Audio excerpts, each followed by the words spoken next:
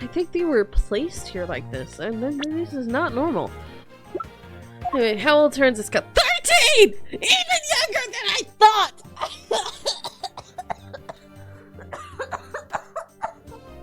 Why does she have a riding crop?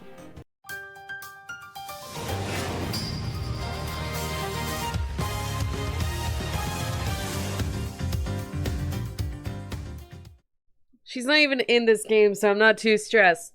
But if she even gets brought up, then maybe I'll stress out. We'll see.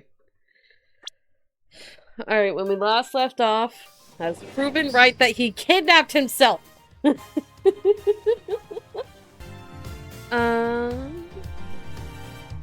Okay, when we last left off, the dude kidnapped himself. And I was right about that. It ended up killing her father and trying to pin everything on her.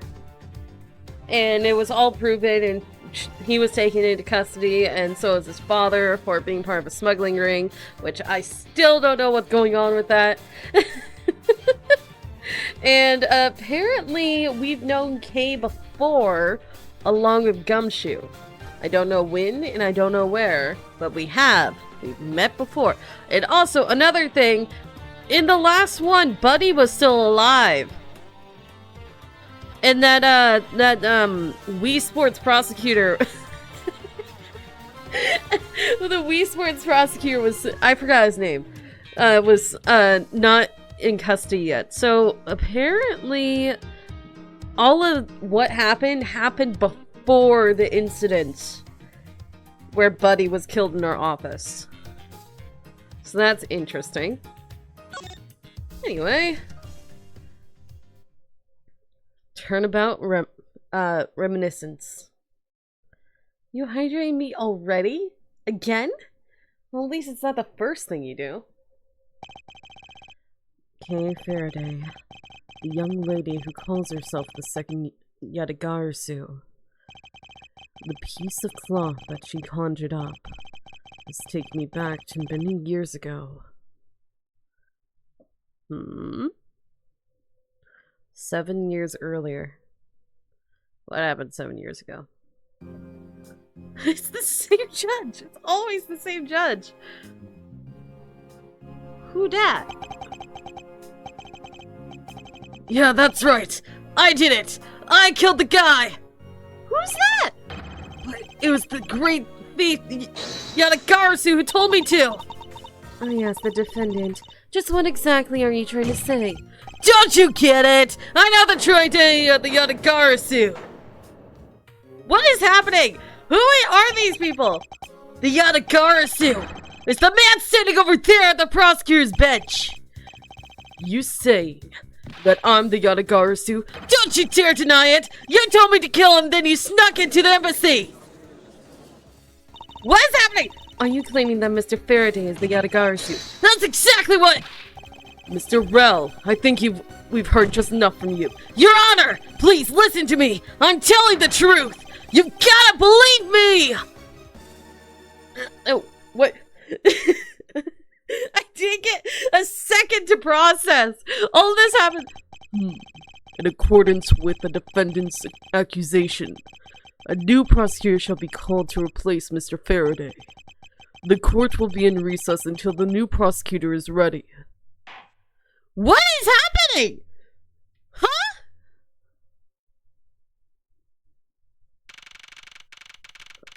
Okay. Oh! Is this my first trial? I'm wearing the suit that I have framed up in my office. Okay, there's a lot to process. All of that just happened and I wasn't able to hydrate because it was all just go, go, go. It fell. Okay. There. Hydrated. In a technicality. Alright. Well. It all happened so fast. Wait, so okay. from what was being said, apparently a guy killed someone, a caveman-looking guy, too. Why did he look like a caveman? But this caveman guy accused, the prosecutor that was there, the really thin-looking, ascot dad, that he was, the Yatagarasu. And then there was, the defense attorney was this woman with earrings. Very weird earrings that made me think of hieroglyphs. And, so apparently due to a conflict of interest, the judge has ordered a new prosecutor to come in. And I guess it's gonna be me, because this is my, suit from my first case that I apparently had framed up. Huh? Why are we going all the way back to the first case of my... Okay, well, at least we get to see what it is. Oh my gosh, but that was a lot so quickly. I wasn't even able to react to the freaking caveman. Okay, September 10th, 3:20 p.m. District Court, third floor lobby.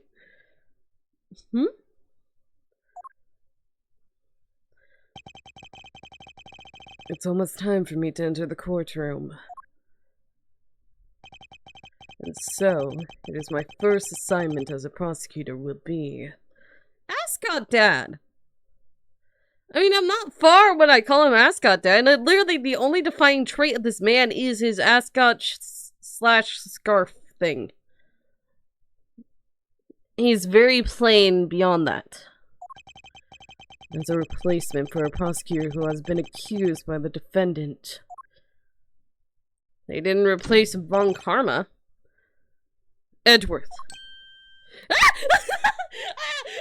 Speak and they shall repair!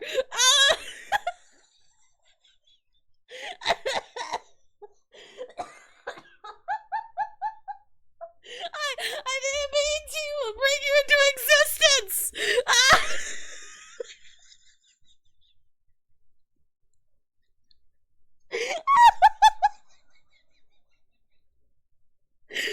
What?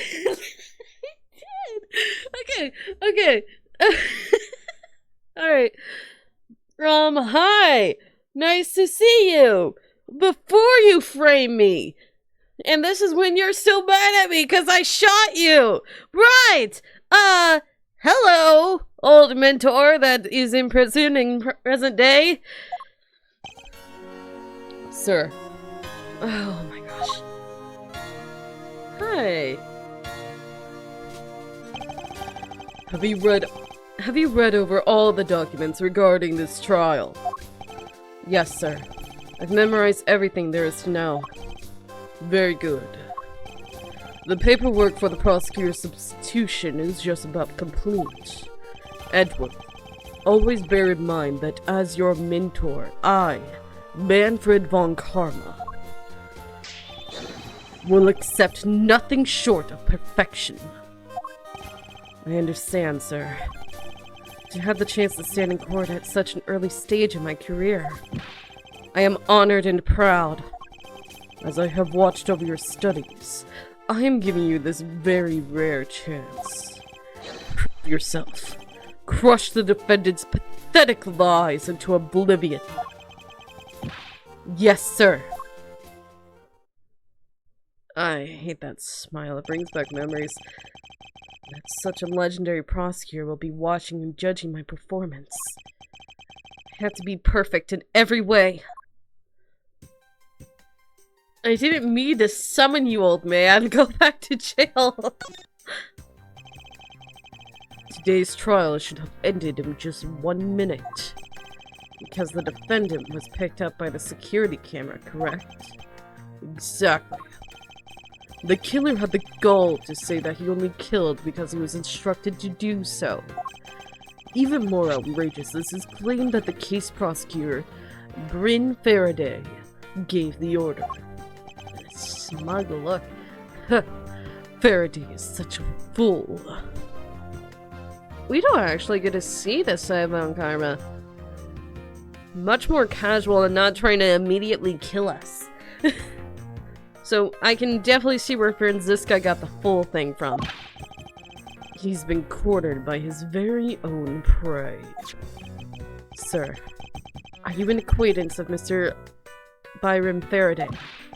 He's a pathetic man who speaks nothing but nonsense.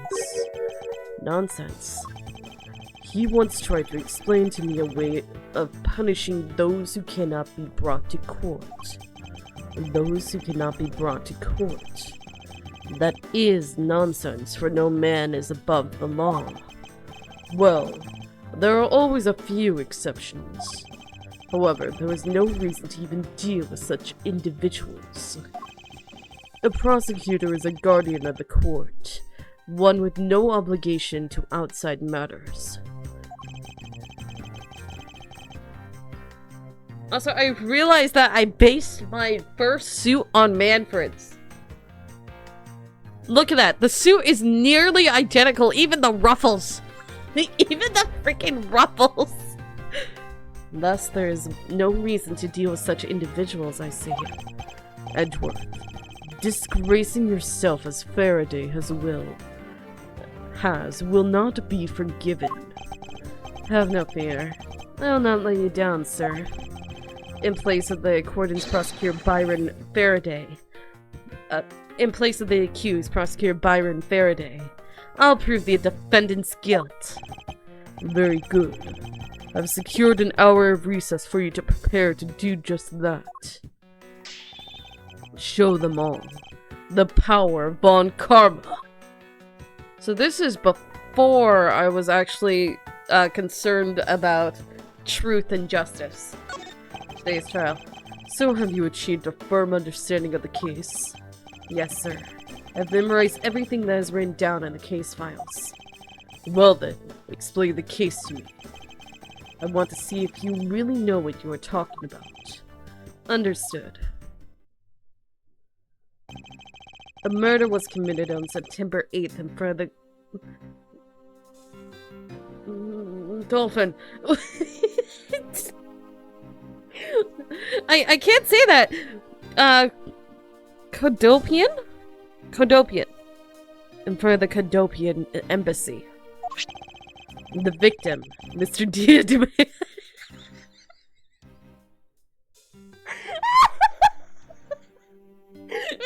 Mr. Diadem.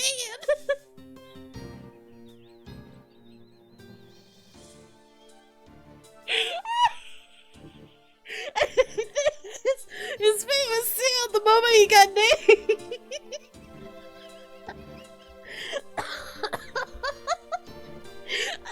Okay, the victim, Mr. Deadman, was a staff member at the embassy. The very moment his name was even thought of, that was his entire purpose in life, just to be a dead man.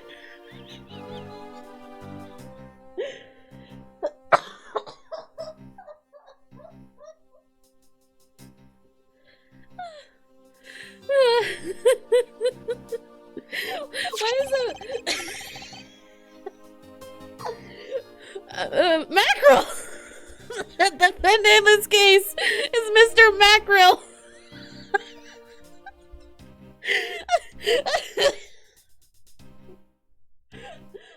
I'm laughing too much at just the names. Why? Okay. Was held for questioning the night of the incident as he was deemed suspicious. He was quickly placed under arrest for possession of the murder weapon, a gun. And my phone going off for no reason. Furthermore, at the time of the murder, the great thief Yatagarasu had successfully infiltrated the Codopian embassy as well. At first, Rel claimed that he himself was the Yatagarasu, but that he did not kill Deadman.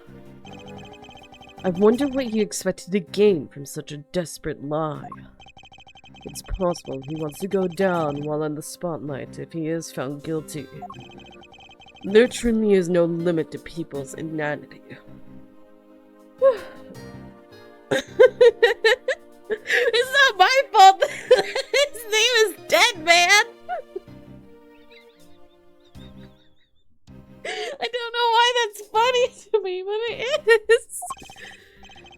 But I digress. Continue, Edgeworth. Yes, sir. During the trial, the prosecution presented the security footage that captured the murder. The footage clearly showed Mr. Rell as the murderer. The act of Mr. Rell firing the gun could be clearly seen from the visitor's gallery. Upon seeing that, the defendant retracted his statement and admitted to the murder. I did it because I was told to. By the real Yatagarasu, Byron Faraday. That sounds about right. Why is he trying to shift the blame to, Byron, though? However, you've forgotten one thing. Huh? While this may appear to simply be the murder of a Cadopian embassy staff member, people are actually referring to it as the second KG-8 incident. The second KG-8 incident. I'm very sorry, sir. I fear I failed to study hard enough. Well, even among the police, it's information that only a select few can be on. Could you please enlighten me, sir? Wait, what even do I have? I just have my badge! I don't have a... Real identity is unknown, but claims to be the noble thief infiltrated the embassy. Oh, hey! Hey, mentor! Mentor that eventually tries to frame me! Hey! Look at my badge! It is thanks to you that I finally become a prosecutor, sir. It's amazing that you wanted to become a defense attorney, yet became my student. It is a strange path you have traveled. It's true that I had once wanted to become a defense attorney. But now, I am honored and proud to be a prosecutor. I see. Then as a student of mine, I suggest you remember this well. The prosecutor's badge is not to be flaunted. The dignity of a prosecutor lies in the man himself, not in the badge. Okay, you're calling out Phoenix, huh? I understand. I will keep that in mind, while still shoving this in every person's face that I come across. Besides, why put holes in your fine garments? It's simply preposterous. Prosecutors must also take pride in their appearance. I will keep this in mind as well. And I'm constantly having to remind the others at the prosecutor's office of this. It's more fashionable to keep your prosecutor's badge in your pocket. In other words, always treat a prosecutor's badge with care and honor. I understand, sir. Okay. I'm actually gonna explore the rest of the room real quick. The trial will resume shortly. Please wait a moment, sir. I was already well aware of that. Shortly, or in a moment. Which one is it? Be specific. Why am I mad? Why am I so mad? A bookshelf, huh? Compendium of laws for beginners. I don't have the time to read this and second guess myself now. Bush. This should lead to the defendant lobbies. Edgeworth, where is your composure? If you wish to take a look at your enemy, do so in the courtroom, as you crush him. Indeed, thank you. You are a man of wisdom and experience, sir. A bulletin board. Our trial schedule is posted on it. Trial scheduled for this week, huh? There's only today's trial listed. This must be a mistake, or this country's judicial system is not working as it should. This man is so good. I could drink a whole gallon. I've never heard of water that tasted that good. Maybe I'll give him a minute.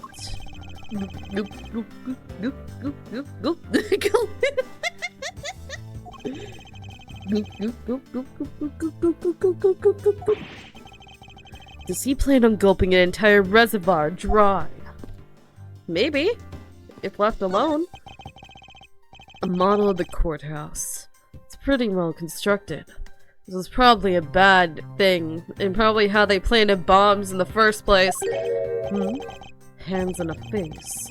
Don't tell me this thing transforms. Yet, I wonder for what other purpose could they have been?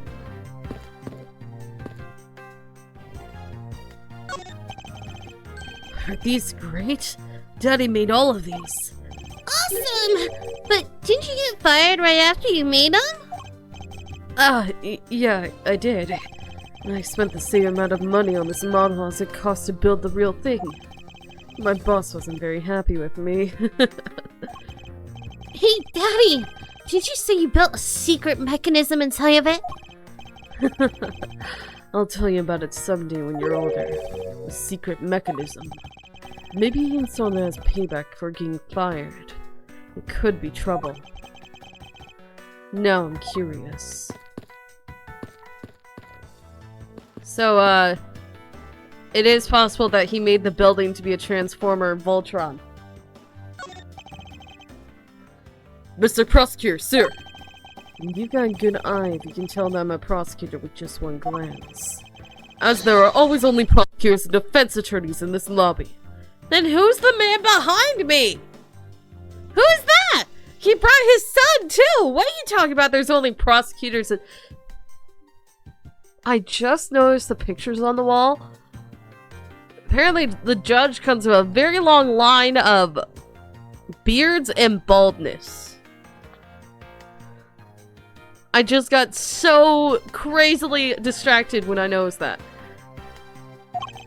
I usually hit the mark if I guess one or the other while there is a recess. You were only guessing.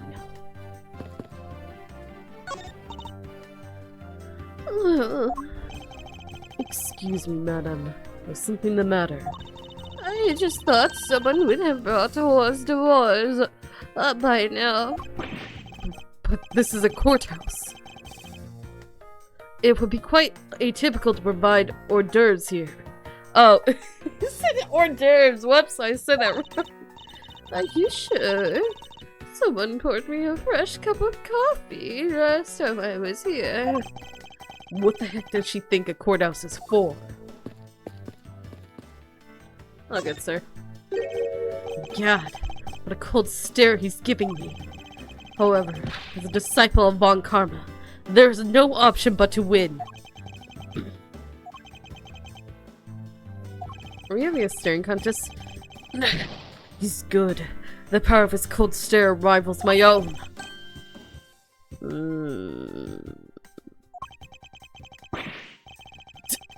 He's sleeping while standing up? Of course he is. The trial will resume shortly. Please wait a moment, sir. I was already well aware of that. Shortly or in a moment. Which one is it? Be specific. So mad. Luxurious and beautiful leather sofa. I must say, every part of this courthouse is meticulously well kept. Although, the positioning of this sofa puts one under the direct gaze of the judges. Every judge in this courthouse history has had quite the beard. Yeah. I think the only one who hasn't had that beard was that weird Canadian judge. Did he have a beard? And has gallantly parted with their beloved head of hair, I see. Yeah, even he noticed the the baldness in the judges. Being a judge must be a very stressful career. He even noticed that the frigging judges. Also, why is every single one of them male? There's not a single female on there. Is it just because of the beards? Is that the only reason why there's no women allowed? Because they can't grow a nice, luxurious white beard? Okay, back to talking with my- I pressed the wrong one, now we're stuck. Well, we're back to talking with my mentor.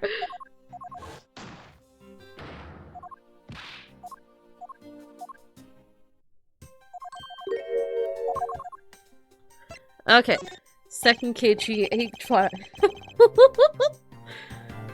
Yes, you just show up in the courthouse one day with a nice big old white beard and then they'll put you on the spot. You gotta shave your head though to become one of the members. Sir, what do you mean by the second KGA incident? In order for me to tell you that, you must first learn about the original case. Take a look at these documents. This is a 3-year-old newspaper. Reference materials regarding the KG8 incident I received from my mentor. You have heard of the Mono Group scandal before, correct? Hmm? The victim is CCU. Dopian Embassy staff member Manny Cochin.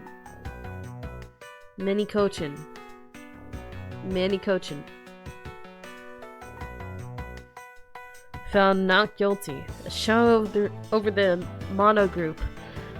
What's his relation to the smuggling room? CCU.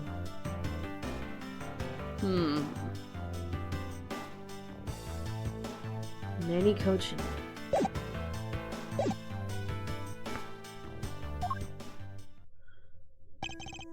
Yes, I have. The secretary of Ernest Amano, the Amano Group's director, was arrested under suspicion of smuggling. Correct. CCU was an employee of the Amano Group, and the sole witness of the smuggling operation. It was she who brought the crime to light. However, Miss Yu was silenced before she could testify in court. Wasn't a Dopian Embassy staff member arrested for the murder? Yes, a Cadopian by the name of Manny Cochin was the suspect. However, due to lack of evidence, the case went unresolved. Lack of evidence. If only I was in charge of the case. I would have done everything in my power to prove his guilt. To make sure that all criminals are found guilty. My mentor really is dedicated. Faraday was the prosecutor on the case then, and he was as pathetic as ever. Mr. Faraday was in charge of the KG8 incident as well? That's right. And now, once again, the victim of the case you are currently assigned to was someone who was scheduled to testify against the smuggling organization. And just like last time, the victim was murdered right before he was to testify. You're catching on. The victim was murdered just before his day in court against the smuggling organization. Events are occurring almost exactly the same way as they did in the KG8 incident. So that's why it's being called the second KG8 incident. Yes. Yet there is one difference between the two incidents. And what would that be? The so-called noble thief that is sending everyone into an uproar. The great thief Yatagarasu. Yatagarasu? I better find out more. Yatagarasu. Is it true that the Yatagarasu showed up at the Cadopian Embassy? What could he or she have been after? Well, you know, at least Edgy's not sexist. No doubt to steal any suspicious accounting records and release them publicly. Or more likely, to steal secrets from the Cadopian Embassy itself, since the item that the Yatagarasu stole from there was sent to the police.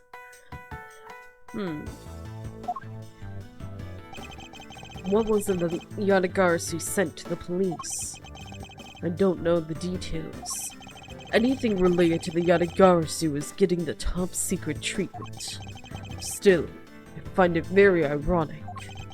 By returning the stolen item to the police is proof positive that the Yatagarasu had infiltrated the embassy on the same day the staff member was killed. Criminals have a way of incriminating themselves, wouldn't you say? That would have to be the first time the Yatagarasu has left evidence behind, correct? Yes, indeed. If you wish to learn more about the Yatagarasu, then I suggest you ask Faraday. Mr. Faraday. He happens to be the prosecutor in charge of the Yatagarasu case as well. He's the prosecutor in charge of both the KG incident and the Yatagarasu case? Mr. Faraday really has a lot on his plate. Oh, what? Who? The Kay? Kay? Kay? What is it, little girl? You're scary, mister. Did you need something? I want to trade these coins with you. Fistful of dimes, quarters, and pennies. And it looks like you've exactly $1. There's not even a single nickel in there. It's just dimes, quarters, and pennies. Is this what you want? Thanks. That's exactly what I needed. Could that child be here to watch the trial? How disrespectful for a child like that to be running around inside the courthouse. Does no one have respect for this country's judicial system anymore? I know you don't, considering you falsify evidence all the time. Oh, hi. The paperwork for the prosecutor's substitution is complete. Why, you? Do you even know how much time there is left before the trial resumes? I'm so sorry, sir. I can have you mopping up this courthouse instead of protecting it in an instant.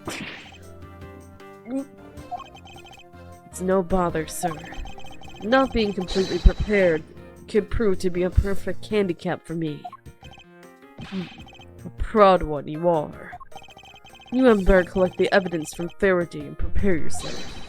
It's time for your debut, Edgeworth. Off I go. This is the first time I was in a courthouse in this game, though. September 10th, 4 p.m., District Court, courtroom number 3. What?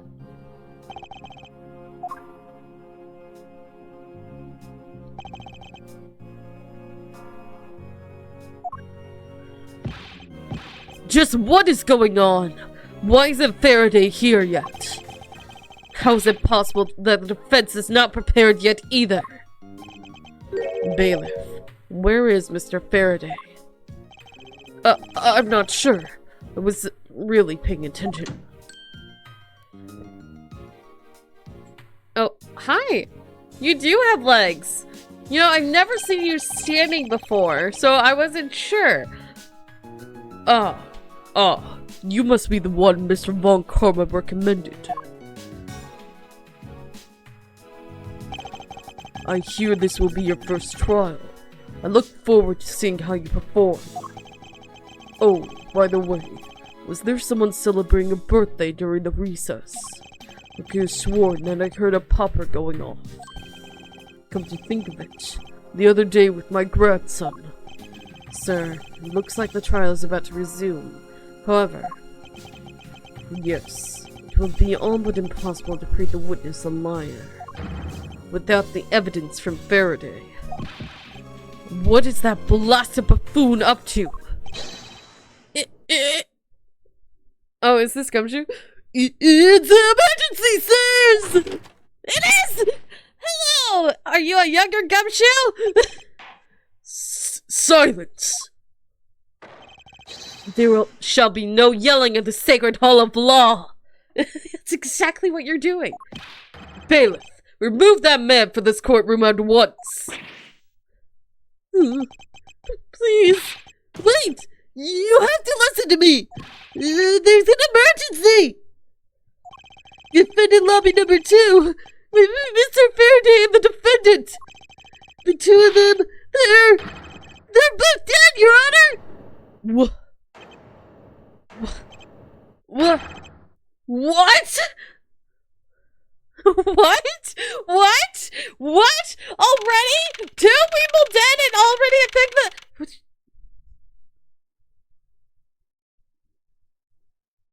I got... Young judges for justice, and it's still an old man with a beard and no hair. Why do I keep getting distracted with the judge stuff? Okay, well, 2 murders on an already murder case. Yay! Oh look, limited time specials. An orange. Interesting. Who's getting a hot dog out of a vending machine? A hot dog and a sandwich. I can get behind the beef jerky. That's fine. That's well reserved. But who knows how long that ham sandwich has been in there? It's milk. That's the worst one to have in there. Swiss rolls and beef jerky make sense for a vending machine, but then hot dogs, ham sandwich, and milk. What?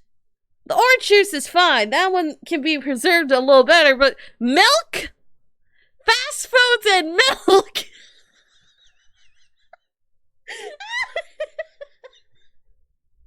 Apparently the orange juice is a limited time special. I'm sorry. I'm processing what's happening by looking at everything else except continuing the story. Okay. Alright. September 10th, District Court hallway. Who you? Stay back. What voice should I do for the dark, grisly man? Stay back. No. Stay back. Ugh. Ants. Why are there ants? No one's allowed on the crime scene. Period. Just who does this oddball think he is? Is this Gumshoe's mentor? He looks like he comes out of a freaking action comic book, like immediately after like a crime scene. Aren't those bullet holes, or are those... Did you just take a hole puncher and put a bunch of holes in your jacket? This is becoming quite the hot spot. Is that the voice I want to give you? This is becoming quite the hot spot. Isn't she Mr. Real's defense attorney? Rels. Hi, Gumshoe. Hey, you! You're back in the hallway, pal! And who are you to tell me what to do? I'll never find out what's going on like this. It's time for some civil discourse. Also, ants. Where's that on the floor? Okay. Very short hallway. Very short. You don't get much out of this. The cats are attacking each other. What do you mean he's tall? How tall is he? Okay, so this is me next to Gumshoe. Gumshoe's already taller than me, but we've known this. Oh my gosh! This man's a giant! He is tall! What the heck? Look at this! Look at this! Gumshoe's taller than me, but then this guy is taller than freaking Gumshoe! What the heck? I think Gumshoe's like 6 feet. 6 feet tall, right? How tall is Gumshoe? How tall is this man? Who is this dark, grisly man that looks like he comes out of a werewolf comic book? Where are your silver bullets? I feel like you should be hunting down werewolves, not standing here.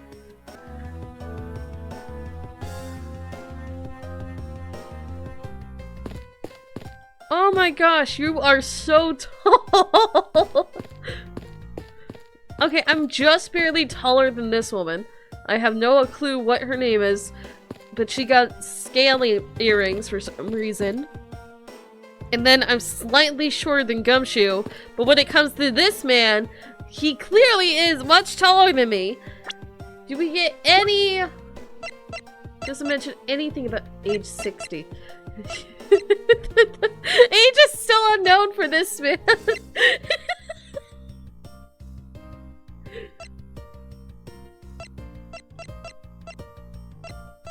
Okay. Interesting. So, I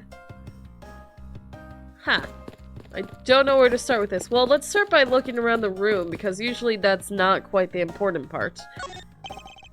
First, I need to get a handle on the situation. Perhaps I should talk to some people. A fire extinguisher. If one were to be hit in the head with this...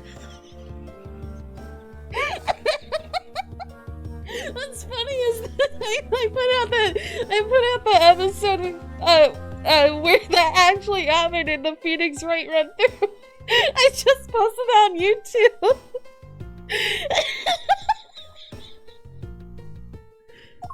I suppose the victim would lose a memory or two, or three, or their entire livelihood. It's not as though I'd ever be so foolish as to be struck by one of these. Well, also, you're not taking naps on a couch with evidence in your pocket for some strange reason. A poster of the judge. There's a longer slogan of some sort in tiny letters at the bottom. Every strike of my gavel brings the truth closer to me and my hair farther away. Oh, I'm just realizing that the light's not the sun. It's him saying goodbye to his hair. It's his hair flying away, I guess. Is this a promotional poster for the court or a hair growth product? Defendant lobby number 1 is through here. The incident took place in lobby number 2 next door. I shouldn't allow myself to be sidetracked like this. I better get a move on. Okay. So, ants? This sofa looks like it's seen its fair share of use. It looks like another part of the courthouse is visible from the window. My eyes have locked with my reflection's eyes in the barred windows. As a student of Von Karma, I refuse to back down.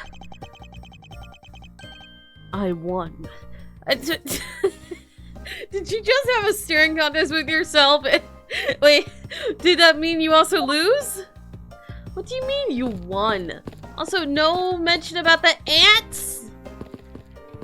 There's an ant infestation going on and you don't care about it at all, huh? A drink vending machine. Ugh. Now it's not the time to be pondering what kind of drink I want. Interesting. They're selling special court-themed food products here. Court-themed food products?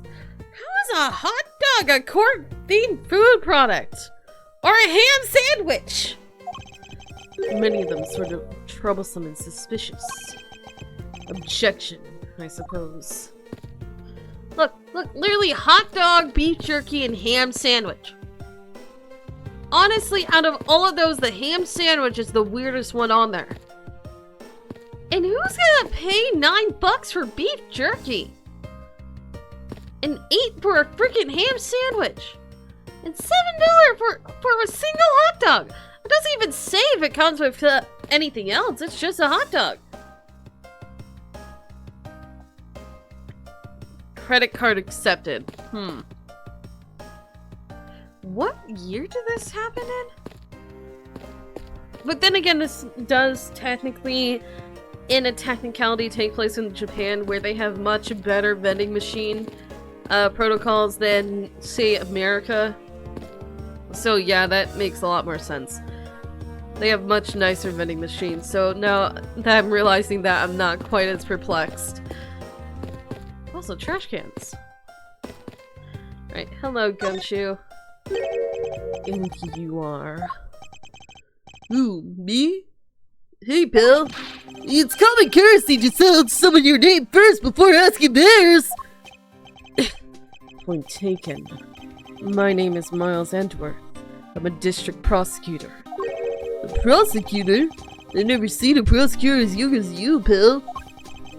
I told you my name. Now would you mind telling me yours? Detective Dick Gumshoe, and just recently I achieved my dream of becoming a detective. more than a dream. That's what I was born to do. Wait, maybe I should check and make sure I'm not really in some crazy dream first. This detective is entirely too excited to be at a murder scene. Badge? You mentioned that you've only recently become a detective, did you not? You got it! A brand spanking new detective! We started at the same time? Wait, how old is he though? He's 26! Huh. I think I'm only in my 20s at this point, aren't I?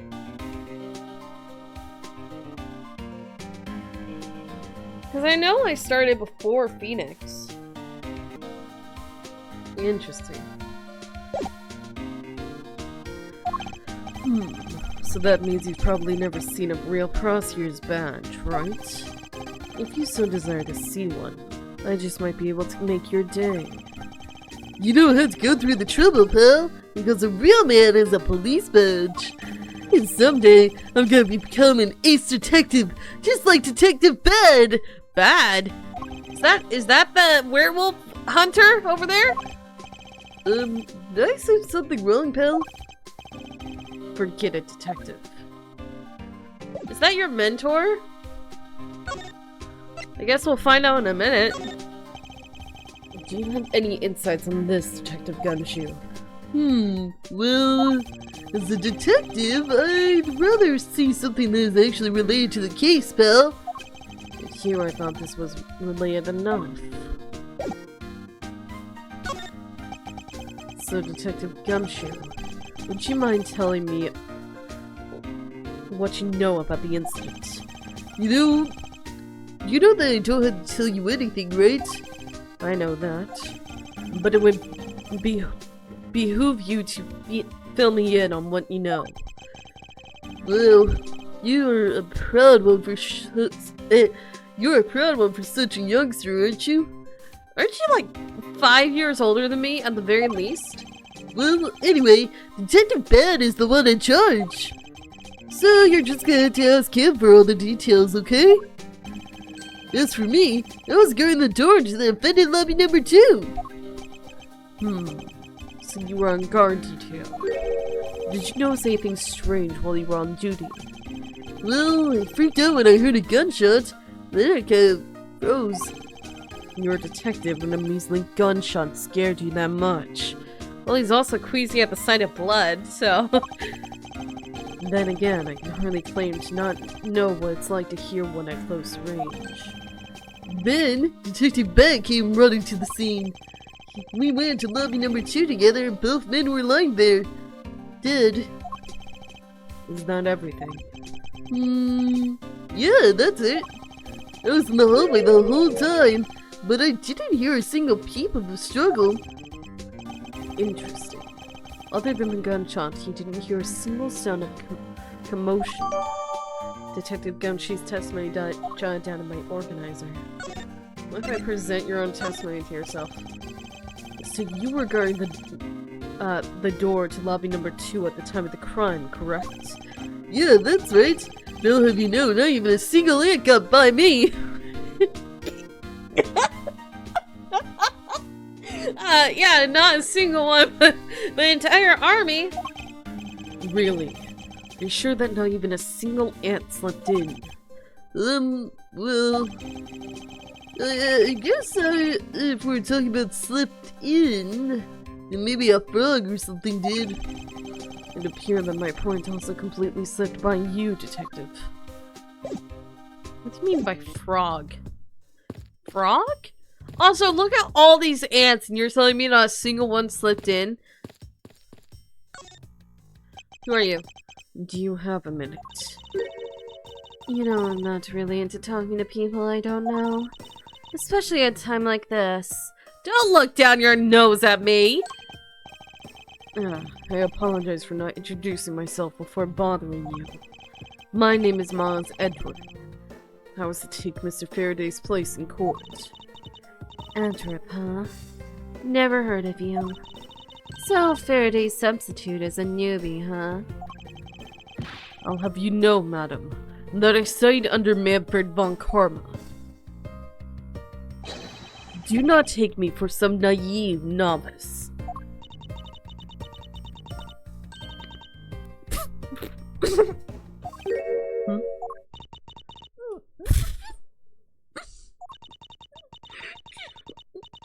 Do not take me as some naive novice.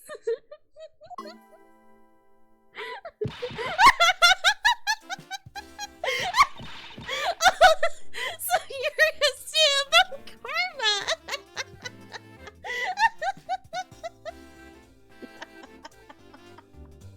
What? Oh, shit, no! Oh, those clothes are a dead giveaway! Stop right there! These are the garments of the one who gallantly presents the facts.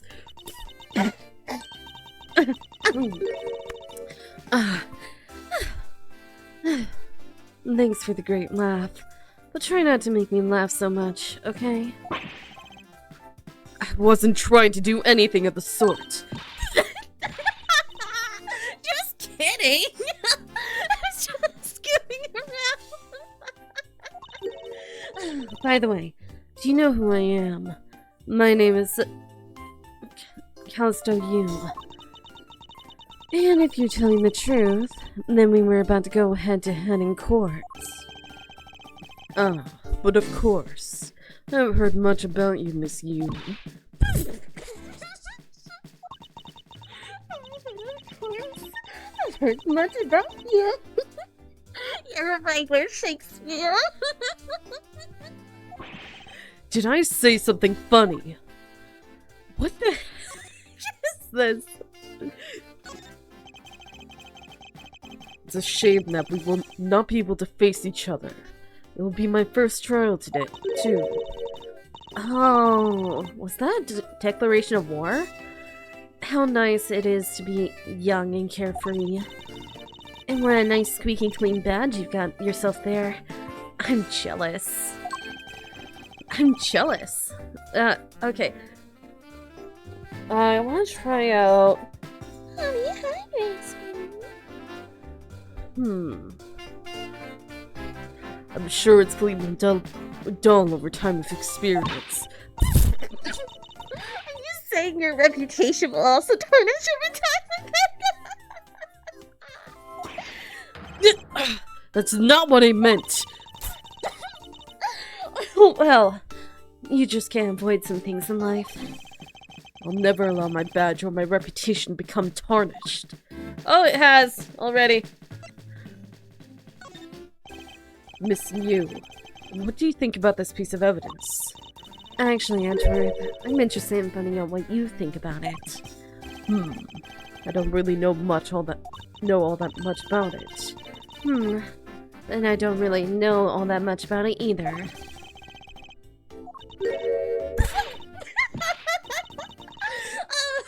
Sorry. Yes, I can't be of any service. I couldn't push her too much. She'll just start laughing again. How old is she? She's 22. Okay, I think she's just like 2. When did Edgeworth start? How old is Edgeworth now? I'm very confused. He's like in his early 20s, right? Crime scene. I'd like you to update me on the situation.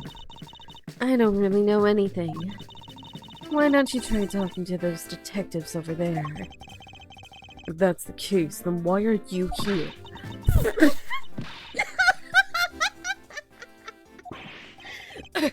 What's so funny?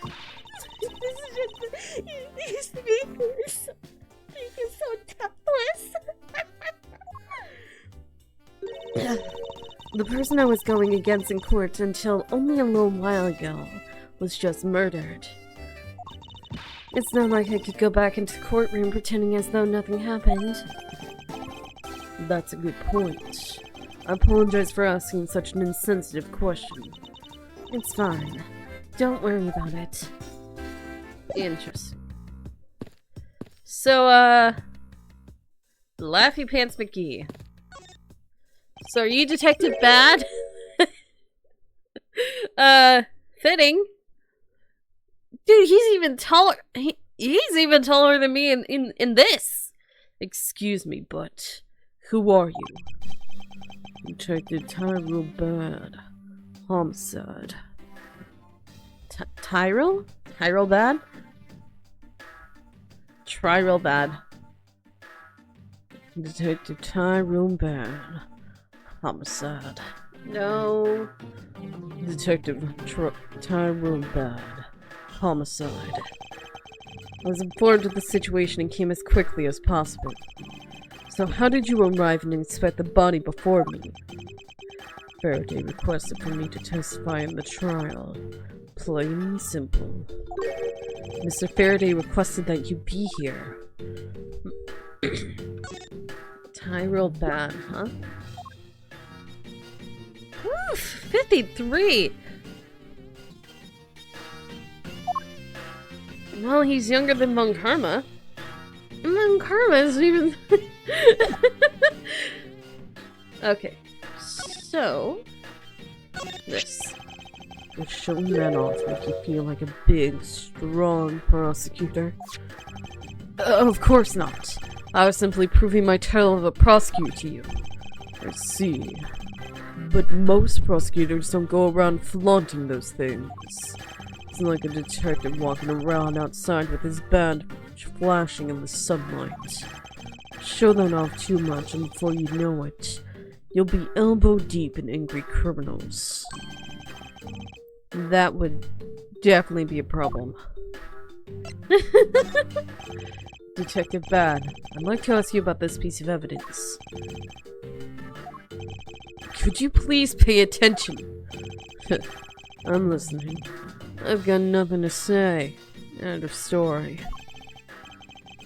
Very well. Why didn't you see that in the first place?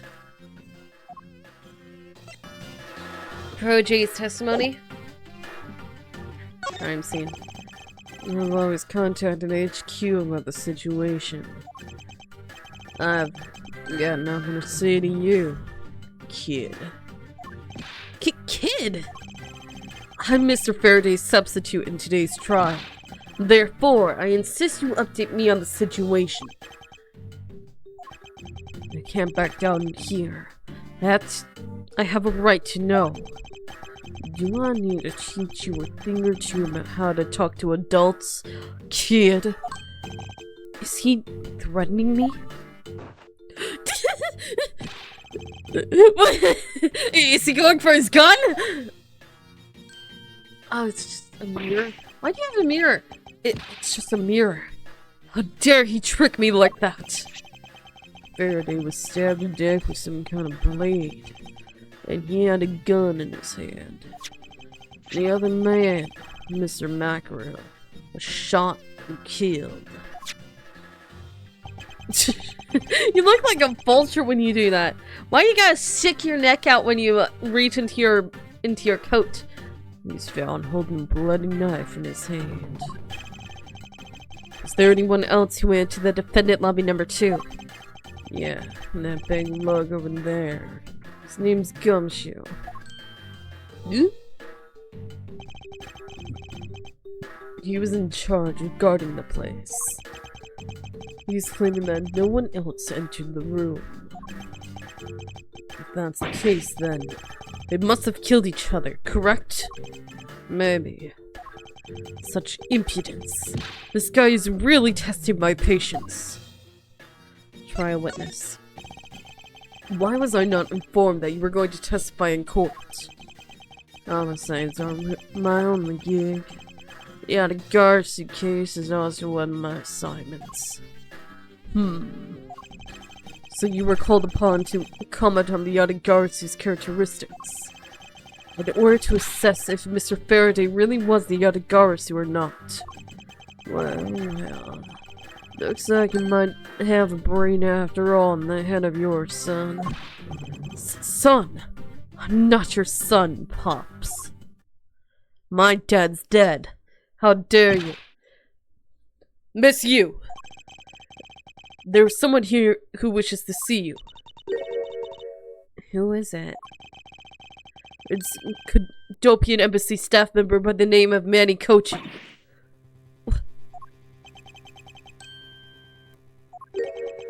What's going on? Detective Bad and Miss Yu's moods just change all of a sudden. Wait a second. Wasn't Manny Kochin? I'll be right there. It's nice to see you again. Wait, no, it's not. It's nice to see you again, Miss Yu. No. No, no. Nice to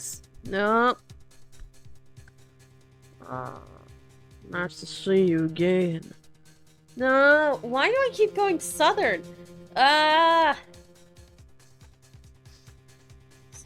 Nice to see you again, Miss Yu. Why are you here? I have no desire to ever see you again. No. Actually, would you mind stepping outside for a brief... What's that? Would you mind stepping outside for a brief chat? Fine. Let's go.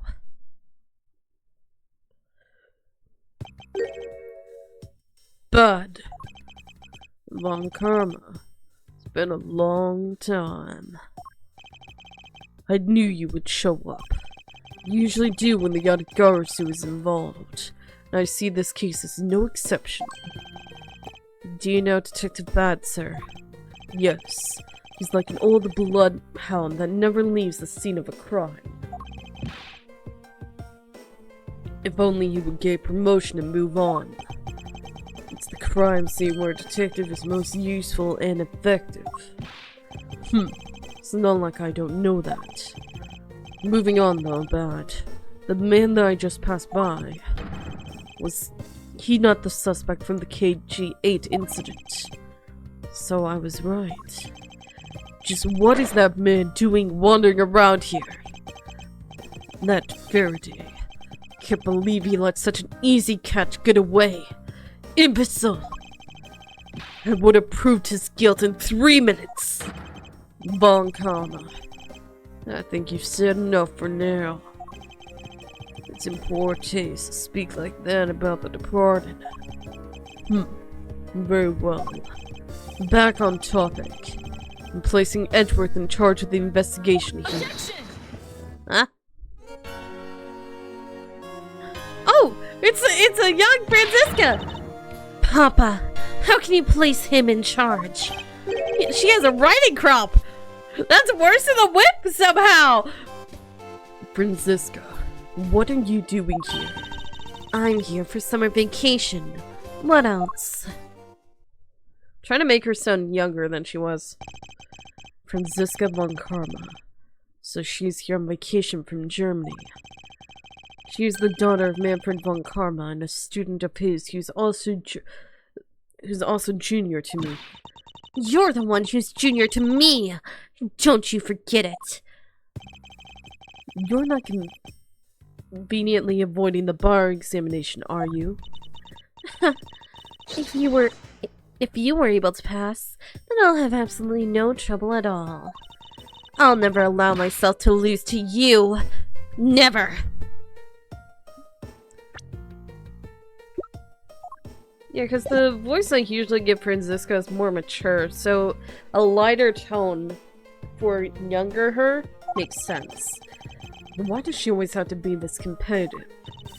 Anyway, Papa, are you really assigning Miles Edgeworth to cover the case? Yes, I am. Why do you ask? Well, you know, I'm close to becoming a prosecutor myself. And I am 100% confident that I can do a better job than him. That's just like Franziska. She has no problem bad-mouthing someone right in front of them. Bad. Yeah? These two will be conducting the investigation. What? Do you want me to let both of these kids loose on the crime scene? This is a perfect opportunity for them to work on the prosecutional skills. Crime scene is not a place for children to be messing around in. I'm the one with the authority over this crime scene bad, and I will not tolerate complaining. Edgeworth, Franziska, and leave this case to the two of you. Understood, sir. Yes. Yes, Papa. I'll go take care of the paperwork now. Remember, I'll accept nothing but a perfect report for the both of you.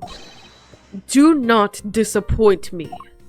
She's gotta be like 16, right? Hold up! Von Karma! It was... What did he say? Hey, shh. I haven't agreed to this. Hold up, Von Karma. I haven't agreed to this. Miles Edgeworth. It's been quite some time, Franziska. It will be a perfect chance for us to see which of us is truly worthy of the Von Karma name. Would it kill you to at least say hello? Long time no see.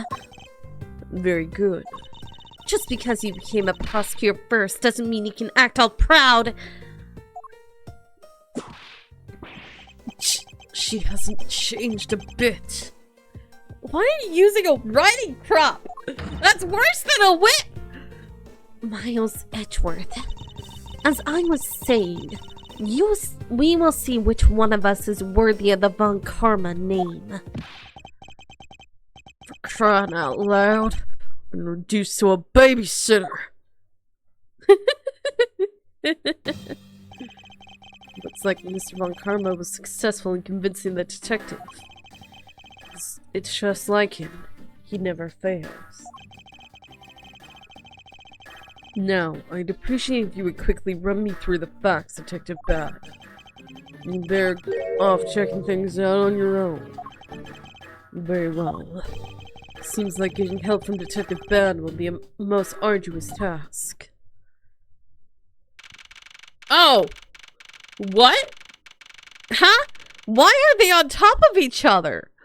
Huh? Was this really how they were found? Just lying on top of each other like that? And where are all those bags? One of them is bloody. September 10th, 4:15 p.m. District Court Defendant Lobby Number 2. It's the only real explanation that they killed each other simultaneously. Doesn't make any sense. If he was stabbed in the stomach, how though? It would make more sense if he was stabbed in the side, not the front. I think they were placed here like this, and then this is not normal. Anyway, how old turns this guy? 13! Even younger than I thought!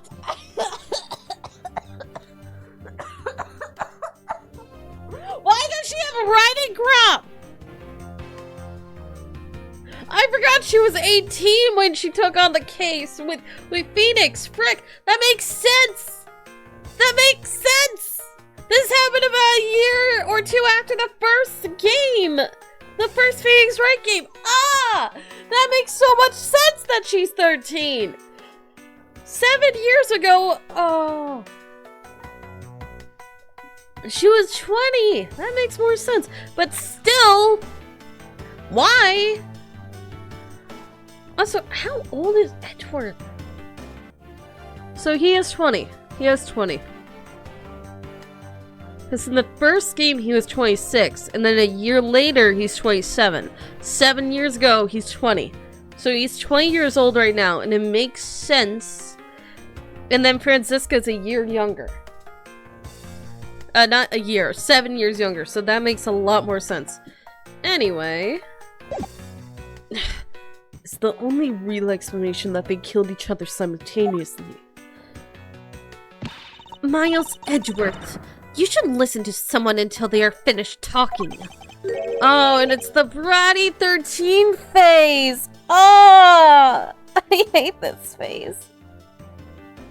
The one where they believe that they know everything and that they're the center of the universe. Right. Oh no, she's in that phase. What are you talking about? I'll only say it one more time. This is a competition to see who is truly worthy of the Von Karma name. A competition? The person that figures out the truth first wins. So the person who doesn't discover the truth is a dishonor to the name. Exactly. I don't care that you became a prosecutor before me. I simply refuse to hear any more foolish things come from your foolishly foolish mouth. Fine. Whatever makes you happy. Can I take that as you accepting my challenge? Once again, whatever makes you happy. Well then, let's begin the investigation, shall we? Yeah, I'm trying to make it so that she sounds younger. And I can already tell she's a bit more bratty than she is when she's older. Huh. Well then, let's begin the investigation, shall we? Yeah, with her being 13, her normal voice doesn't make any sense. But the higher voice makes more sense right now, since she's younger. Anyway. I'm going to find the perfect evidence and prettily present it like the professional I am. Keen to discover the truth behind a crime. How delightfully childish. I mean, she is 13. Oh, what? Huh? You kids over there. Hold it. Kid! Ha! Serves you right, Miles. He just called you a kid. I said kids, kid. How dare you call me a kid as well? She's so much of a brat! I'll do what I please. I won't allow you to cause a ruckus on my crime scene. Hey, big guy. You're going to watch over these two. Yes, sir! Detective Bad, sir! Wait, Gumshoe's only 6? Gumshoe's 6 years older than me? Wait a sec! Yeesh, Gumshoe! No, do what I say from now on, kids, okay? You better not get in our way, Scruffy. You'll feel the bite of my whip if you do. That's a riding crop. Eek! Then you, prosecutor boy! Let's get your investigation started already, alright? Great. Now even that detective is treating me like a child. Alright, time to get investigating. Get a move on, prosecutor boy!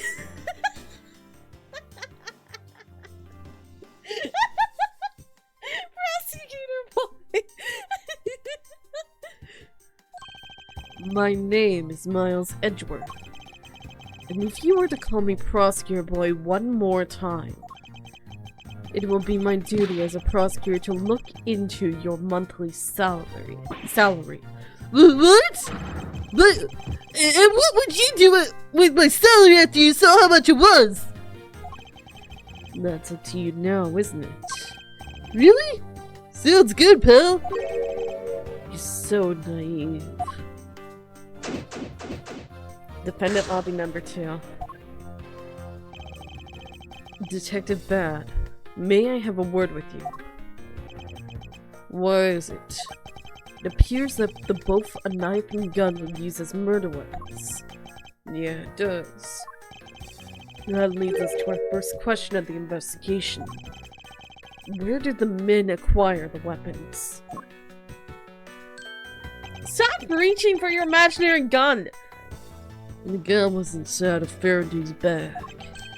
It was a piece of evidence that was presented in the trial earlier today. It was used to kill the Kudopian embassy staff member. But I never heard anything about the knife. Mr. Rail was being held by the police. No way he could have brought it in. Which means it's possible that Faraday had an knife on him when the start was as well. Could there have been a piece of evidence that had yet to be presented? But then, why doesn't Detective Bad know about it? Wait, what if it's possible that Mr. Faraday brought the knife in under the guise of prosecutorial evidence? He could then have brought it out and attacked Mr. Rell with it. Huh. Maybe you've got a brain in there after all, kid. Is he going to treat me like a child forever? I am 20, goddammit! I may not be old enough to drink, but I can vote and drive. At least in America. What is the drinking age in Japan? Wait. 20.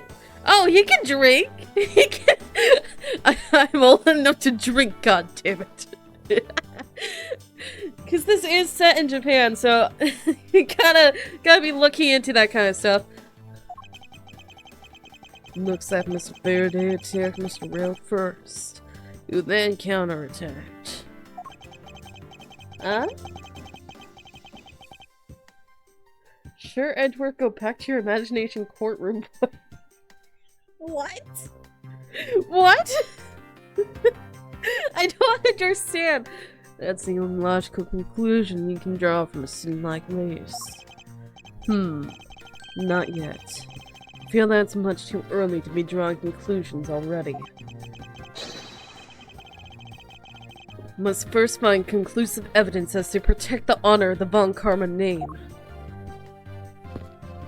Hi, Gumshoe. There were some plastic bags stacked up on the table. There's a tea scent too, but there doesn't seem to be any sign of disturbance. Yeah, the table's all neat and tidy. Maybe they were super quiet in their scuffle? After all, I didn't hear anything from out in the hallway, you know? Maybe the plastic bags scattered on the floor for throwing us off.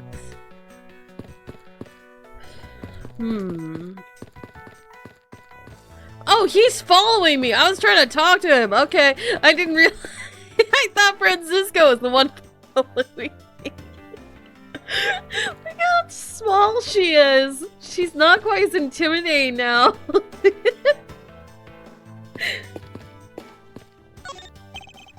There's some stuff in the bag, pal. I suppose this was Mr. Faraday's bag. It's probably the trial evidence it was supposed to collect from them. And for being shot and stabbed, there's very little blood. This is the evidence! I better not touch it. I have prints on it. Do you just not pay attention to anything, do you? No, he doesn't. He never does, and never will. Whoa! What is it, Detective Gumshoe?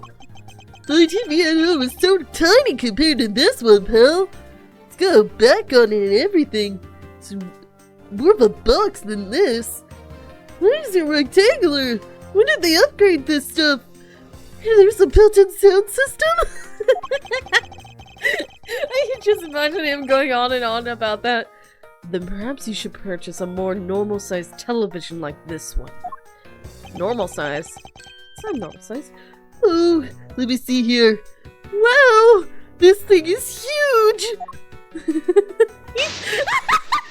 What?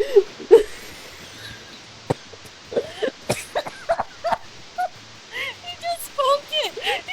Oh, I hate that noise! Stop it! Stop it! Way too noisy!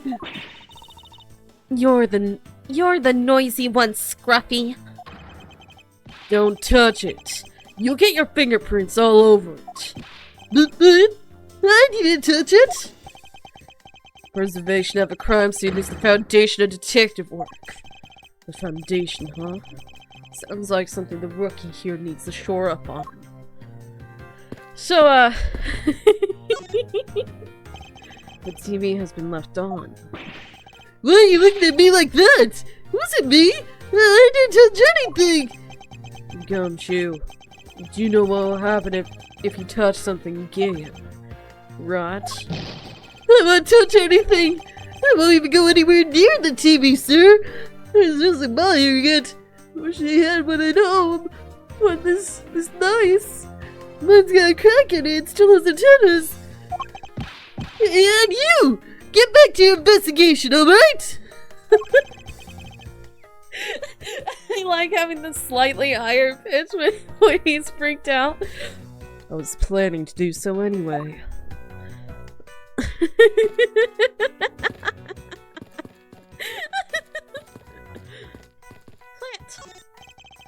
This nectar of plant's foliage is quite nice.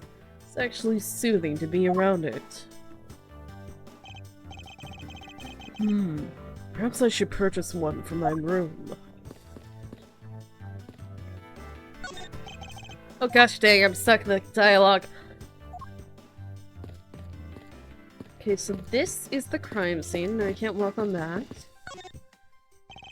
The window is open and there's a fresh flowery scent in the air. The flowers in the garden down there are so gross and ghastly. Do you think maybe you could try offering something useful for a change? Well, at least there's no way someone escaped through this window, pal. They wouldn't wake up and smell the flowers after a fall from the 3rd floor. Are you willfully ignoring the fact that there are also iron bars in the windows? No human can climb through the barred windows. Yeah, I guess there's that too. Either way, no one could get through these windows, right? They thought of everything when they were designing this courthouse. Very nice. Including it being able to turn into a freaking Voltron. Okay. I can talk to Detective Bad, Franziska, and investigate the crime scene. There's nothing else about the room beyond that.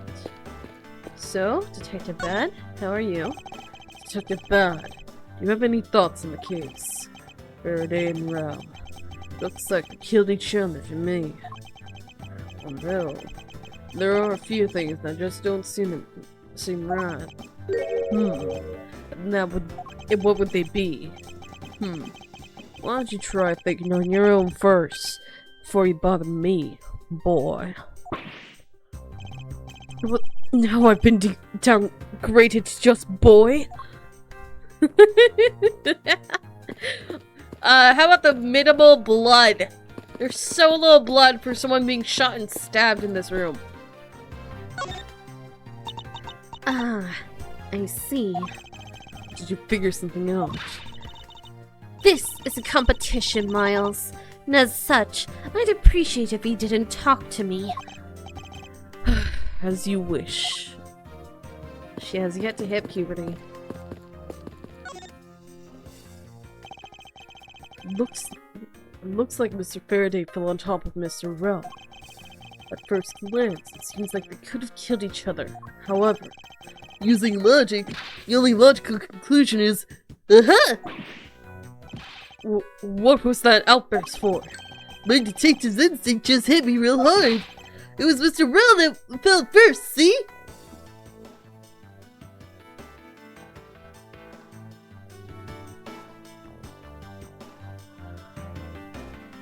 Gumshoe! Think things through, please! You don't need a detective's instinct for that. It's common sense. I suppose we won't know much more than that until I examine the bodies. I won't rest until I've inspected every suspicious-looking nook and cranny. So, Caveman is dead. First he killed a Cadopian Embassy staff member. Then he was murdered himself. This guy wasn't exactly an angel, you know? Oh? What makes you say that? Well, he's been hauled into the precinct several times for theft and assault, pal. So, yeah, he's definitely the type to have committed a murder or two. Well, he did admit to killing Mr. Deadman. Hey, good point, pal! I knew my detective's intuition was telling me something. Detective's intuition? Yep. Do you know about it? It's a special feeling now, detective. We don't have time for this conversation right now. Let's return to the investigation. Looks like Mr. Real died with the knife in his hand. There's some blood stuck on it. Then he must have used this as a weapon. Yep, no doubt about it. Was Mr. Faraday carrying this on his personage? Did he bring this as a piece of evidence for the trial? Or did he bring it with a very different intention in his mind? I should jot some notes down about it. I believe Faraday brought this as evidence was found in Mr. Real's hand. I can't look at it. Okay.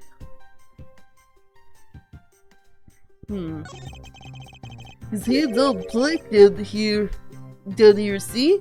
I wonder what it could be. If you look closely, this blotching pattern resembles an ink stain. Platinum. An ink stain? Yes. I usually get ink on my own hand when I use my feather pen. A feather pen? I've never seen one before. Sure you weren't just making it up, pal? Gumshoe, you don't have any clue about history, do you? Why are there plastic bags scattered all around? Those bags are for keeping evidence safe, pal. I know that much, Detective. You sure are good at this stuff, aren't you, pal? Normally, I'd be happy when someone compliments me, but when it's this guy. Anyway, could these plastic bags be evidence of a fight between the two men?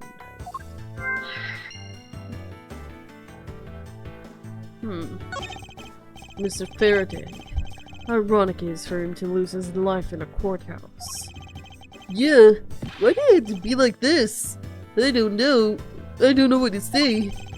Can't believe this happened while I was on watch, pal. Rather than beating yourself up, you should spend your time continuing the investigation. Didn't you become a detective in order to solve crimes? Yeah. Then get back to work.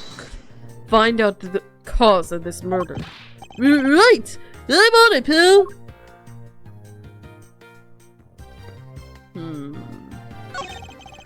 Looks like Mr. Faraday died while holding the gun in his right hand. So he shot Mr. Rell and then fell on top of him while he was still gripping onto the gun? Oh no, he's left-handed. He is not right-handed. You can tell he's left-handed because the ink smudge on his left hand. And it's very prominent with people with left hands because they drag their hand across the writing as they write after they just wrote it. So it makes sense. That makes sense. He's left-handed. Someone planted the gun there. And also the knife. Somebody killed them both. They are not killing each other in this. So he shot Mr. Rell and then fell on top of him while still gripping onto the gun? That was not Gumshoe. So... So he shot Mr. Rell and then fell on top of him while still gripping onto the gun. I guess that does seem kind of strange, huh? I mean, why did Mr. Faraday know how to fire a gun? It's not exactly rocket science. Even I know how to pull a trigger. Do you know how to load a magazine and then load the magazine into a gun? Yes, I do. Although, I doubt I'll ever need to use one. I hope I never had to fire a gun either, pal. Oh, I've already fired a gun. Yeah, I shot a gun before. Dude, I grew up in America. Do I need to say more? It's like 10. 10 to 12? Yeah, 10.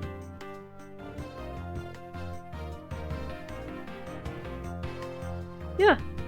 I was 10 years old. They taught me how to load up a magazine and then load the magazine into a Magnum pistol. And then I shot the Magnum pistol at cans.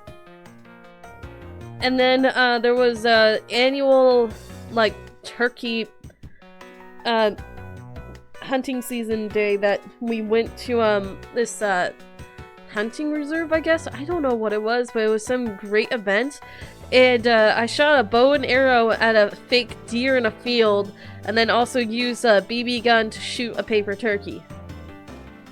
So yeah, I know how to shoot a gun. And also load and shoot an arrow. It sure does look cool to hold a gun in your hands. It might look cool, but it can be extremely dangerous. Yeah, a Nerf gun is similar to a real gun. The only difference is the lethality. It appears that the police's screening procedures need a thorough review. Anyway, I should jot down some notes about the handgun in Mr. Faraday's hand. Miss Faraday's evidence from the embassy staff killing case was found in his hand. Mr. Morell's cause of death was from being shot, correct? That's what we think, but it's hard to tell with him laying face down. Death is bad enough, but it's truly laminated with that someone would try to hide the truth. Are you sure they were trying to hide something? I can't confirm Mr. Morell's cause of death with his body positioned like that. Detective Bad, I'd like to examine the bodies in further detail if possible. What's this? You're not able to form a theory with them the way they are. I believe an examination of the bodies is vital to finding the perfect evidence, don't you? I suppose you do have a point. Well, hurry up and get on with it.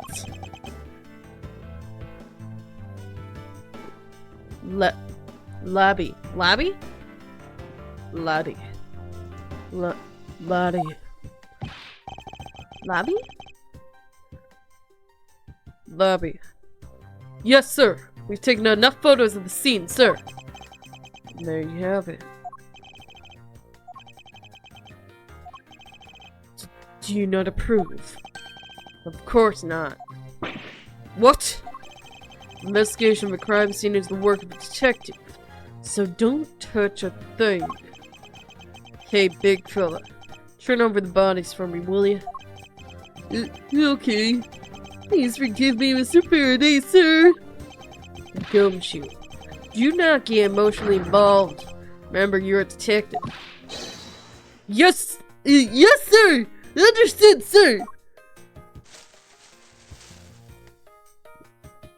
Wait. Doesn't make any sense.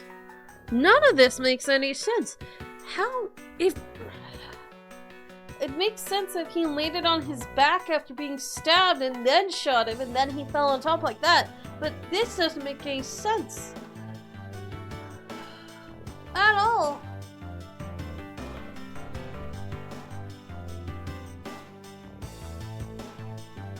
There should be more blood too, shouldn't there?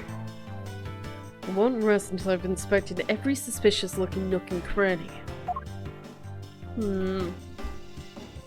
How about the fact that there's no blood? Where's the blood?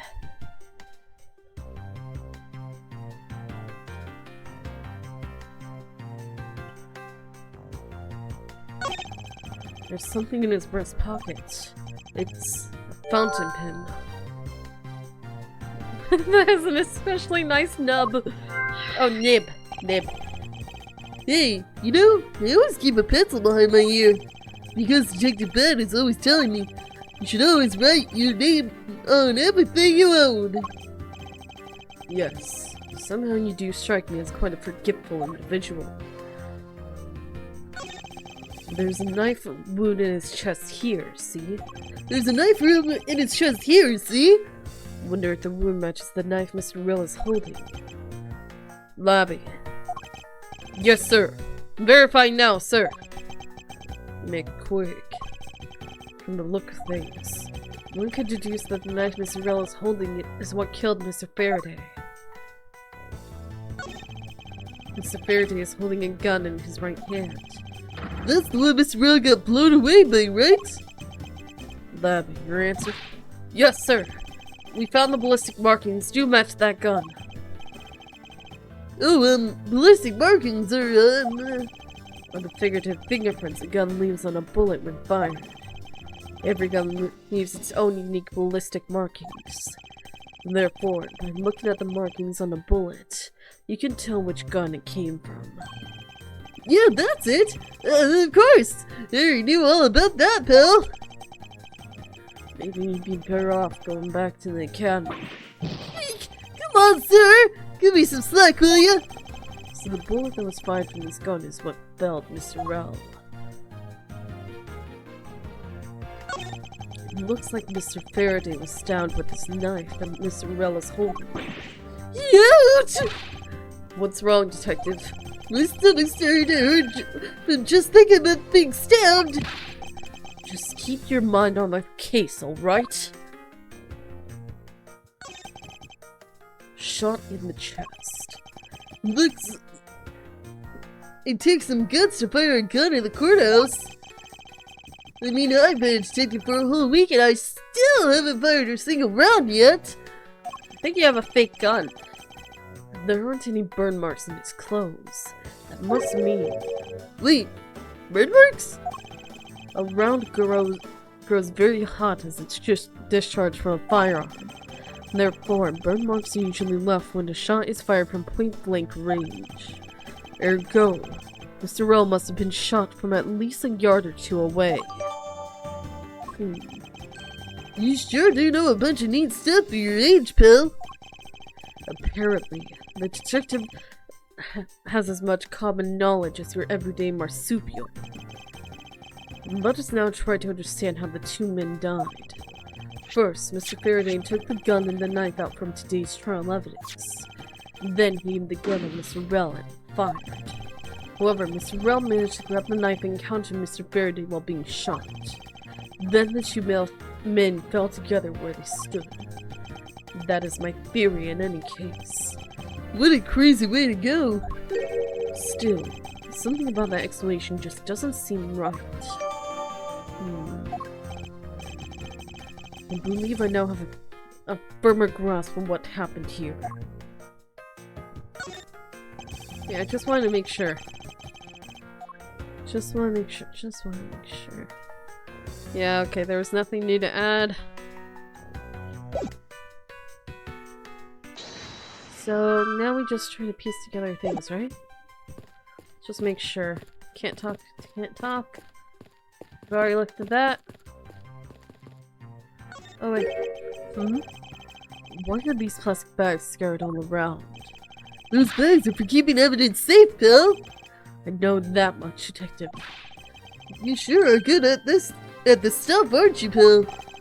Normally I'd be happy when someone compliments me, but when it's this guy. Anyway, could these plastic bags be evidence of a fight?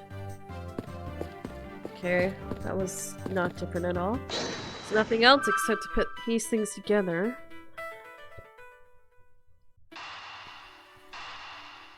Okay.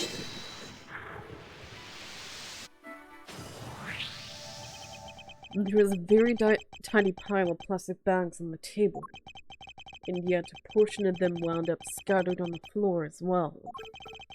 It's not unlikely that the ones on the floor were knocked over during a struggle, in which case might there not be another explanation as to how they got there?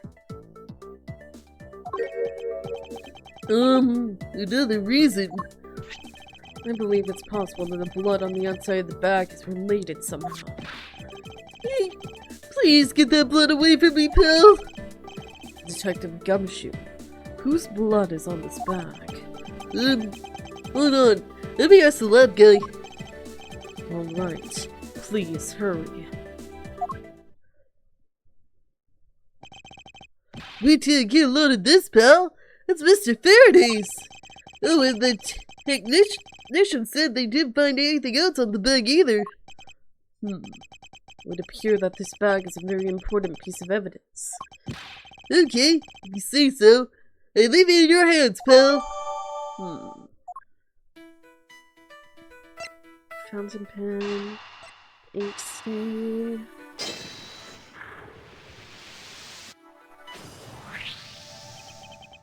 That splotch on Mr. Faraday's hand. I wonder if it might be the ink from his fountain pen. Oh, let's ask the lab guy. Detective Gumshoe, I confirm that the substance on Mr. Faraday's hand is the ink from his fountain pen. I see. Good work. I've always wanted to say that, even if it was just one time in my life. Mr. Faraday wrote with his fountain pen in his left hand. I think it's fair to assume he was left-handed. It appears that Mr. Faraday's pen is very important to our case as well. Okay, if you say so, pal.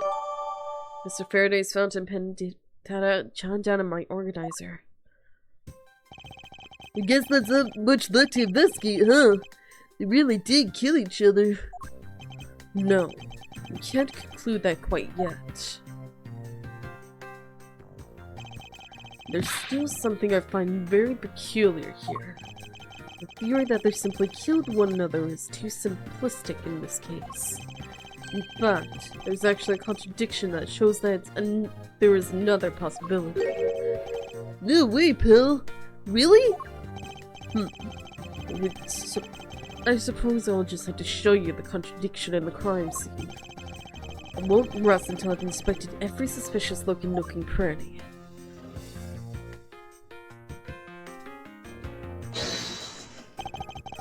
Is this spot somehow connected to any of the evidence I hold?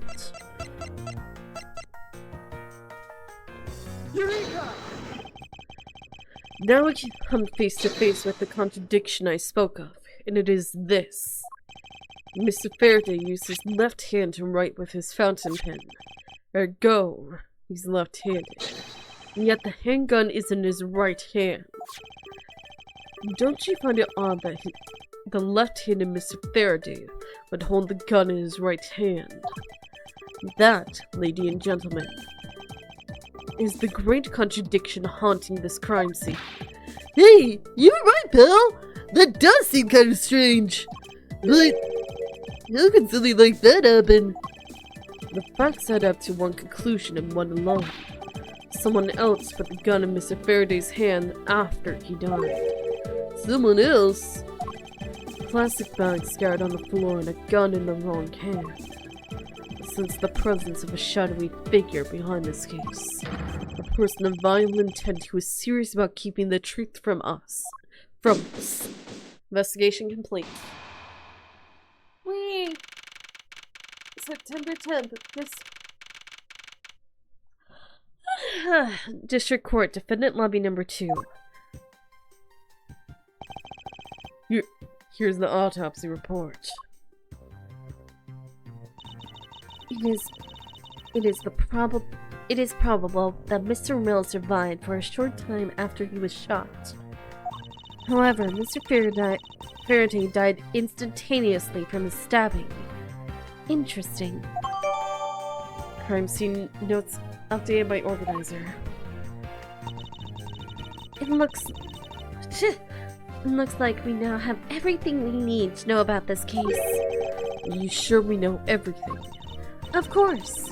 The incident began with Mr. Faraday attempting to get his revenge. The prosecutor went into a rage from being accused and tried to kill the defendant. But the defendant fought back, and they ended up killing each other. It's all very clear and simple. There is absolutely no margin for doubt. Do you really believe that to be the truth? Are you saying that just because I figured out the truth before you? That you don't want to believe it's true? It's alright. If you disagree with my argument, then prove me wrong. Well, if there are any contradictions to be found, that is. Don't worry, I will.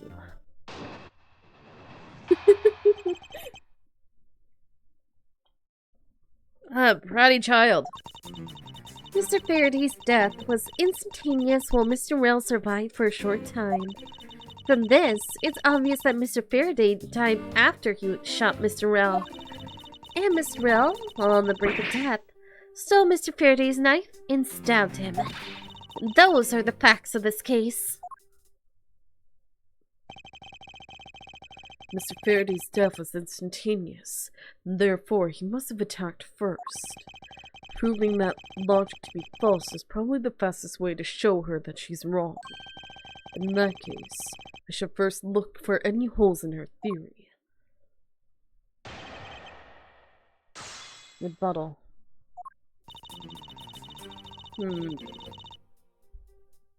Hold it! Do you truly believe that Mr. Faraday died instantaneously? I have the murder report right here. Mr. Faraday died instantaneously of shock due to being stabbed in the chest. There, you see? It's been documented. Clear as day. From this, it's obvious that Mr. Faraday died after he shot Mr. Rell. Hold it! Mr. Faraday shot Mr. Rell before he died? Do you have any basis for that statement? Your foolishness has no end, does it? Now, I hate to repeat myself. However, Mr. Faraday died instantaneously. That's all the basis I need. Alright. So if Mr. Faraday died instantaneously, then he must have attacked Mr. Rell before being stabbed. You're finally beginning to catch on, I see.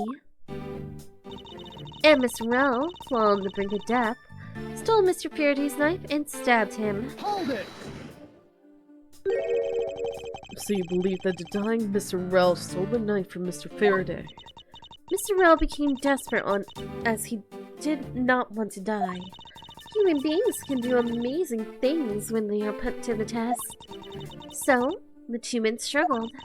And in the end, Mr. Rell was able to grab the knife and stab Mr. Faraday. The messy condition of this room is a testament to their struggle. Yes, my logic is perfectly sound. Can you really say that it's perfect? What are you insinuating? Nothing. However, I can't let what you said slide by without further inquiry. One must be clear and precise. So if you could append that statement to your testimony. Fine. They struggled, and Mr. Rell used the last of his strength to counterattack Mr. Faraday. Hold it! About the statement. Mr. Rell used all of his remaining strength to take the knife and defend himself. One can easily see that they had a violent struggle. Of course, it's nothing compared to what my riding crop can do. Even you know it's a riding crop, so why did you call it a whip? How does one compare the damage a prop can do to the state of this room? Furthermore, all the plastic bags on the floor in this room were scattered there due to the fight. Is there anything else that I can explain for you? No, that will be fine. Those are the facts of this case. Oh, whoops. There's something strange about Franziska's theory. I should compare her claim with the data I've gathered thus far. I just know there's a contradiction somewhere. Hold it! Leaving speculation as fact already, don't you feel that the evidence is a bit lacking? You'll find all the evidence you need just by looking around this room. Mr. Faraday collapsed on top of Mr. Rell. In addition, Mr. Faraday died instantaneously, making a counterattack impossible. Furthermore, the room is a total mess from their fight. I dare say that there's more evidence here than you can whip a whip at. It looks like she's becoming more and more confident. And looking at this place, she might have a right to be. After all, everything here seems to support your theory. It looks like you're starting to see my point. I've as good as won our little competition. There's something strange.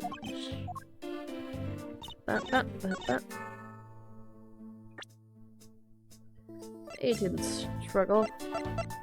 We did not struggle.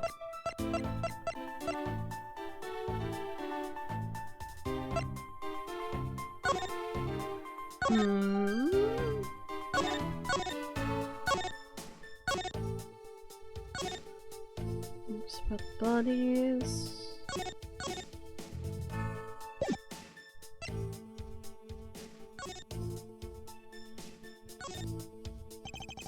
This blood here is from Mr. Faraday, but there are no other clues to be found. Which begs the question. Do we need to put the bag inside another bag in order to preserve it as evidence? Probably? Maybe?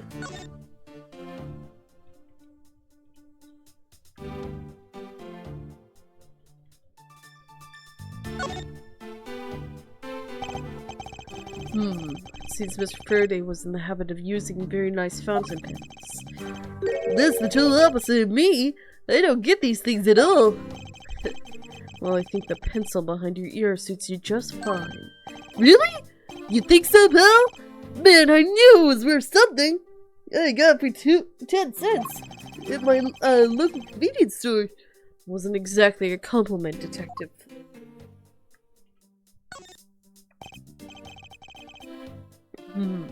It looks like a quality nib. Hey, let me test it out, pal. Oh, this is really...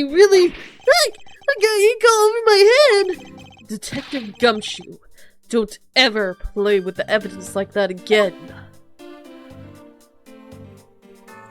So who else was guessing that Gumshoe proceeded to, mess with the nib and open it enough to where the ink splashed on him?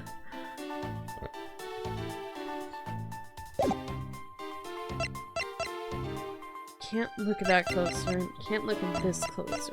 Look at this.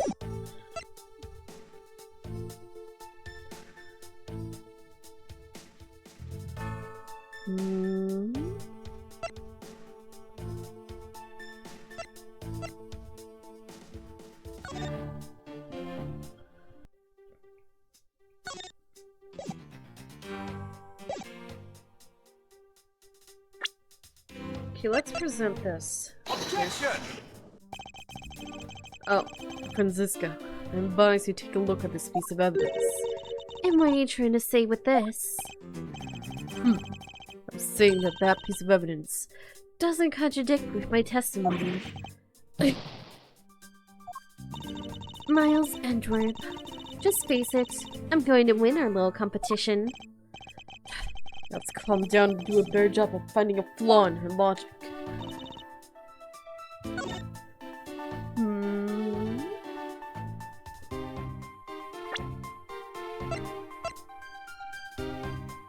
Objection! Nope. This is the piece of evidence that proves the flaw in your theory. Miles Edgeworth, you dare try to bluff through this by presenting unrelated evidence? You're a disgrace to the Von Karma name. Could I have it all wrong? No, it's gotta be that. It's gotta be something with this. Maybe the plastic bag? Objection! There's a clear contradiction in your line of logic. And where, pray tell, would that contradiction be? Maybe nowhere. Exactly.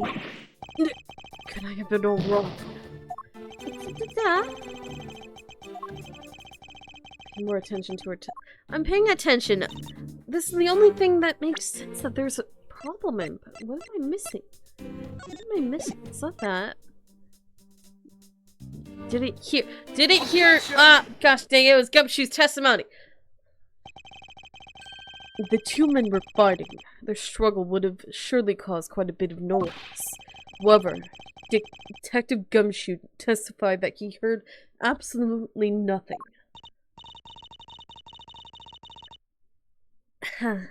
You place too much faith in that detective's testimony, you know. But for the sake of argument, let's say there wasn't a fight. How then did Mr. Rell get his hands on the knife? Mr. Faraday's bag was sitting right here in lobby number 2. It's not hard to imagine that perhaps Mr. Rell saw a chance and took it out at some point. So, what you're saying is this. Mr. Rell took a chance when he saw the opportunity and took the knife from the bag. And then Mr. Faraday shot Mr. Rell after being stabbed. Isn't there something strange in Franziska's statement just now? No, it all makes... Yes, something is off. Wait, something doesn't add up. Oh, really? It's simply not possible for Mr. Faraday to have shot Mr. Rell after being stabbed. Because he died instantaneously.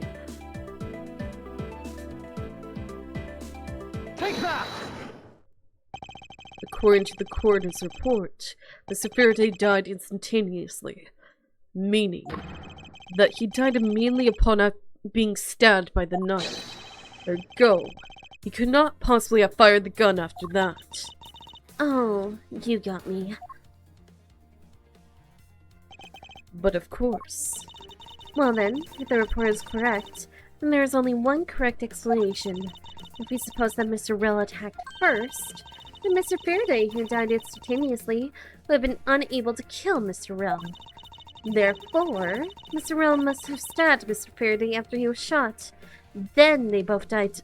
That is the only explanation that makes logical sense. negating your opponent's ideas in order to prove your own theory. I see you've been studying, Francisca. I just wanted to explain it to you as simply as possible. Before you foolishly propose a foolish theory that only a foolish fool like you could. How naive of you to believe that only your opinions are valid, and still expect to discover the truth that the crime scene offers you. Francisca, you've still got a ways to go. What are you talking about? Are you saying there's a flaw in my logic? Mr. Faraday died instantly, and the fact that he did is what gives rise to the contradiction in the scene. The contradiction here in the scene is there were events that... No, put that! I meant the bodies that fell! There's contradiction in the order you say the crime took place.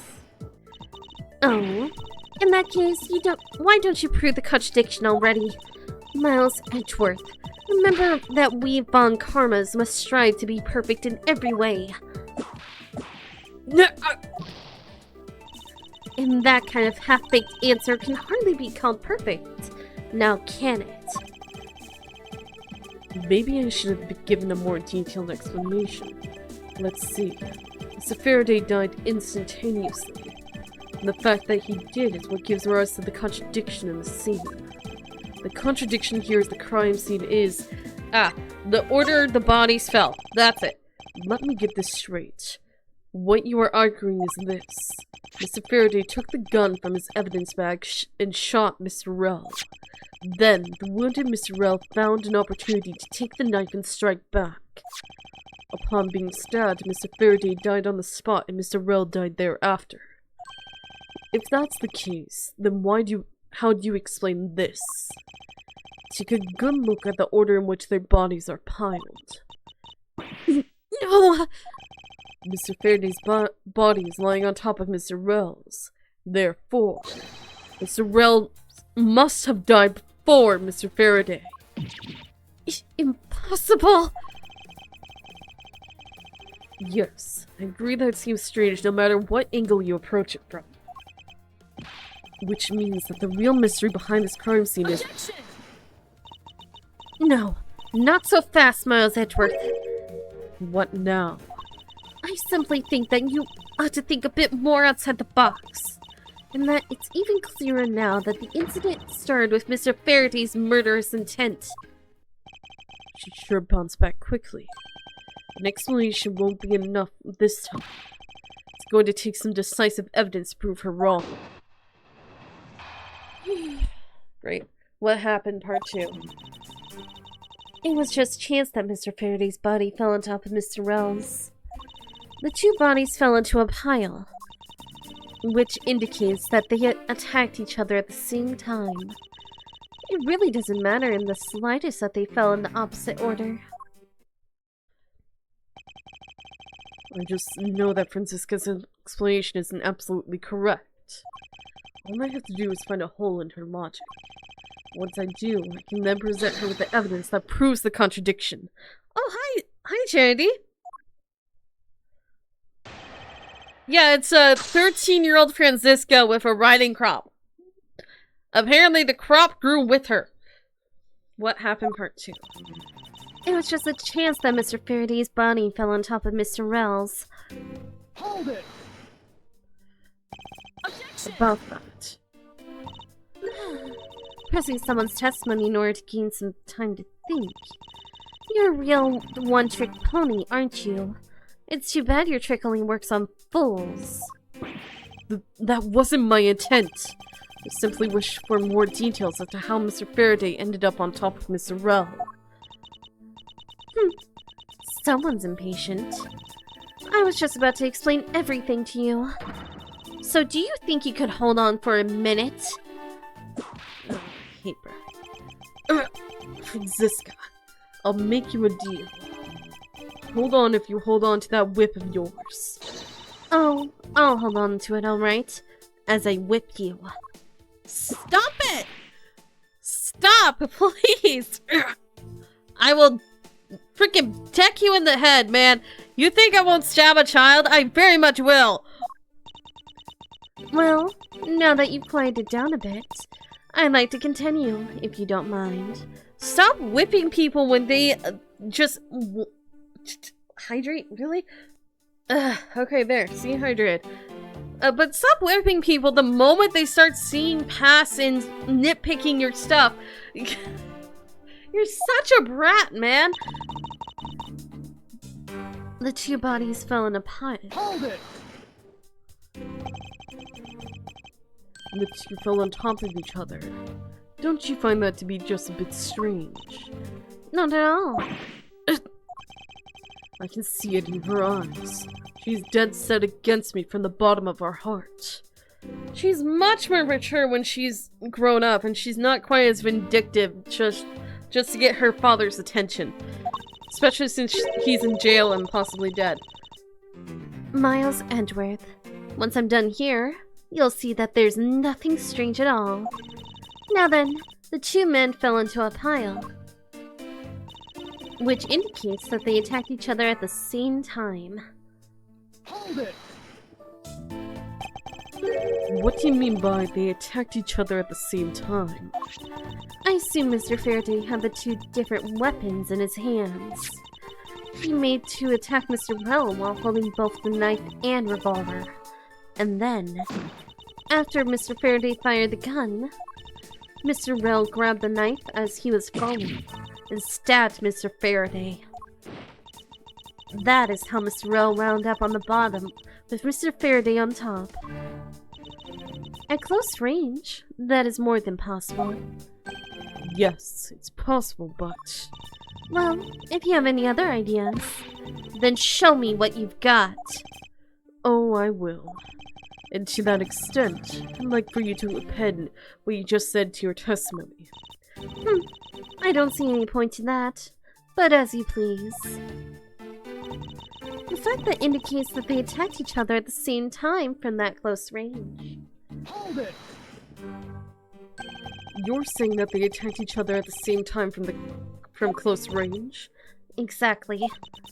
Mr. Faraday pointed the gun at Mr. Rel's chest and pulled the trigger.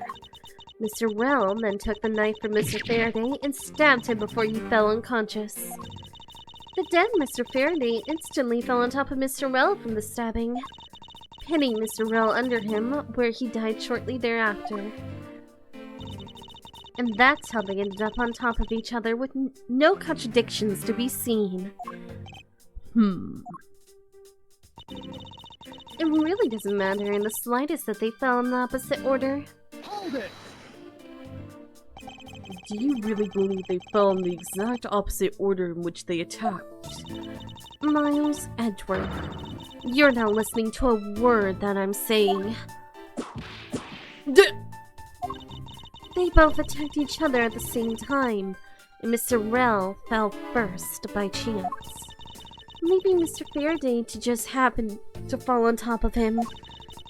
Then, Mr. Rel died shortly thereafter, pinned underneath Mr. Faraday. That's how it happened. So the two men attacked each other with Mr. Rel randomly falling down first. The fact that the order they attacked each other in, very certain the order they fell in, doesn't cause a problem for me. However, there's definitely one certain aspect that I'm having trouble swallowing. Da da da. Then where's the burn marks? Objection! So you believe they killed each other at close range. Sorry, but that's impossible. Just as it is written in the crime scene notes, the firing of the handgun did not leave a gunpowder burn on Mr. Rell's clothes. Therefore, Mr. Rell and the gun must have been separated by a distance of at least 2 or 3 yards. Yes, this is by far the biggest contradiction. The 2 bodies were piled up on each other, yet the gun was fired from a distance. And with there being no chance that Mr. Rell moved that far after being shot, that leaves only one possible explanation. What a completely foolish line. A foolish thought from a thoroughly foolish fool! If I'm not right, then who was it that made the first move with the intent to kill, huh? Who? The person that attacked first with murderous intent, that would be neither. Here in this room, contradictions appear no matter which man we claim attacked first. Thus, there can be only one explanation. There was a third person here. It was the third person who killed both Mr. Faraday and Mr. Rell, and set their bodies up to make it look like a double murder. That third person is the real culprit. Miles Edgeworth, there's just one thing you're missing. Evidence, correct? Exactly. Everything you've said up until now is nothing but a story played out in your head. However, this is where the real test begins. Can you prove that there was a third person involved in this crime? Of course. If the third person was truly here, that fact would resolve the glaring contradiction. The proof that this has all been a setup made to look like they killed each other. I'll present it, and lay bare the final piece of the puzzle that was not yet in place. What is the piece of evidence that proves there was a third person involved?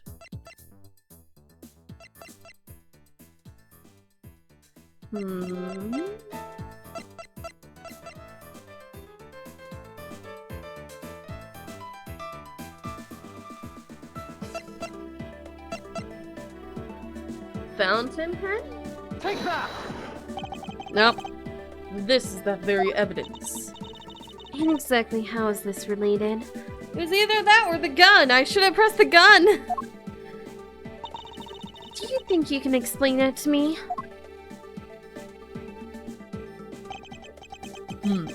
There's no need for an explanation. Well, I have no idea how it's related, so could you please explain it to me? Yes, well, Let me guess. You can't explain it, can you?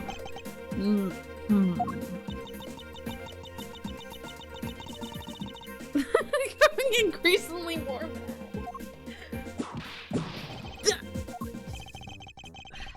It would appear I was wrong, but there's definitely a contradiction here, and it should resolve itself if there truly was a third person here. Just need to go over the evidence in my thoughts once again.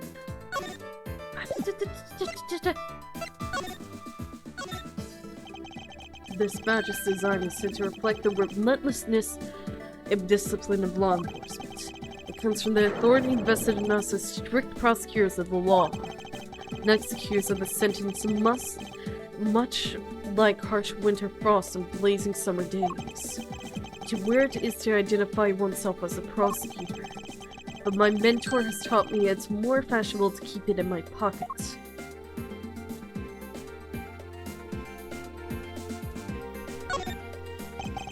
Each prosecutor badge is engraved with the number of its owner on the back.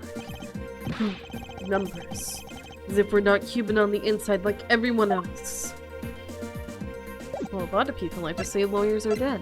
Anyway, gun! How about that? There we are! The gun in Mr. Faraday's hand and the plastic bag with his blood on it. These two items point to the presence of a third person. How so? Recall Detective Gumshoe's testimony. He was in the hallway the whole time, but I didn't hear a single peep of a struggle. If there wasn't a struggle in this room, then there shouldn't be any plastic bags on the ground. meaning that someone else must have deliberately scattered them around. Do you not see the possibility in this? Disregarding the gun for the moment, there's a high probability of blood splatter when a knife is used on a person. The culprit held the knife with a plastic bag around it. They could use the bag to catch any blood splatter from when they withdrew the knife. Then, by spraying a few more plastic bags around, mixing the bloody one in with them, and arranging the room to make it look like there was a struggle between the two, they were able to conceal their presence.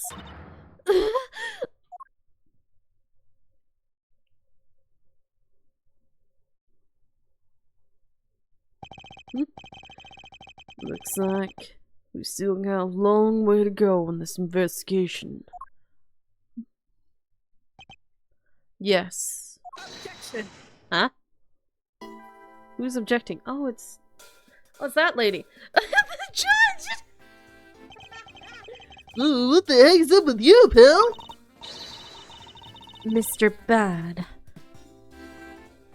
Mr. Bad, I advise you place Detective Gumshoe under arrest. What? What's the meaning of this? Looks like you're not man enough to discipline your own subordinates. Don't you dare.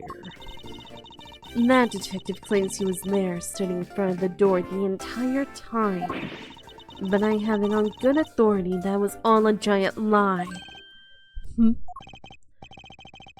Miss Yu, I ask that you please explain that last statement. I'll let His Honor explain it himself. I saw with my own eyes, I tell you. During the recess, there was a period of time when there was no one in the hallway. What? See, Mr. Bad. So I ask you, why would a detective who was supposedly doing his job the whole time want to fabricate such a lie? Gumshoe, did you kill Faraday? No! Of course not, sir! It appear that the one who set this whole crime scene up is that detective, which basically renders his testimony a complete lie and wholly invalid. Looks like your perfect logic that has just came tumbling down, Miles. It was in the hallway the whole time. They didn't hear a single people struggle. Was that statement really a lie? Detective Gumshoe, you're now a suspect in the murder of 2 men. Now, spit out the truth or so help me. I haven't lied to anyone, sir. Honest. It really was really there. I was in the hallway the whole time. Detective Bad, I ask that you please do not act without my permission. After all, I am the one that's heading out this investigation, am I not? Don't talk like you know what's going on, boy. All I want is for this investigation to run perfectly. Perfection is the only wish of a disciple of Von Karma, after all. Therefore, before you take Detective Gumshoe into custody, I'd like to set the record straight on something. And what's that? What should I ask Detective Gumshoe about? Motive for the murders, why he wasn't in the hallway, state of the hallway.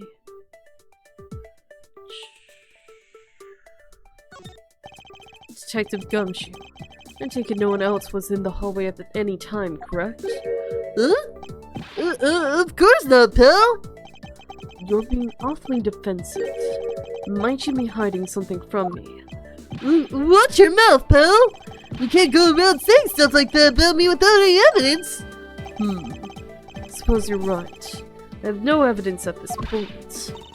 Miles Edgeworth, how can you be losing a battle of wits with this detective? You're a disgrace. Maybe I should ask about something else. why he wasn't in the hallway. Detective Gumshoe, why were you missing from the hallway for a span of time? Look, pal, like I said, I was there the whole time, okay? But there is testimony against you that... Miles Edgeworth, why are you wasting our time with a completely useless question? The only logical reason as to why he was absent is that he was busy committing the crime. Anyone who says otherwise is a fool. Maybe I should ask about something else. Okay, I guess motive for the murders. I suppose the one thing I'd like clarified is Detective Gumshoe's motive for committing this crime. Motive, huh? Gumshoe. You got a grudge against Faraday or something? No, sir! Not me! There's saying a bad thing against Mr. Faraday, sir! Is that a fact? Objection! You really have a problem with lying, don't you, Detective Gumshoe? I'm telling you, I am not lying! The more unnatural you act, the more suspicious you become, you know. If you want a motive, Edgeworth, I have one for you right here. Could you please share it with us? However, be forewarned that I won't hesitate to object to flights of fancy, because all I'm interested in is the perfect explanation. You're serious, aren't you? Fine. You amuse me, so I'll humor you with a little courtroom practice. Gumshoe's motive. It was about a week ago. I saw the detective get chewed out by a livid Faraday in front of the precinct. He stood there super pale, as Mr. Faraday yelled, "That's a salary cut for you, you nitwit." A brand new detective suddenly getting his salary cut. That's reason enough for a grudge. Well, how's that for the perfect explanation? Isn't he just out of the academy? You totally misunderstand me, pal. No matter how mad I get, I can never hold a grudge. What? We can't trust anything you say. Sir? Oh, he looks like a kicked puppy. There's nothing wrong with the motive she proposed per se, but there are some gaps in her logic that need to be filled in. This used perfect explanation may not be so perfect after all. Gumshoe's motive.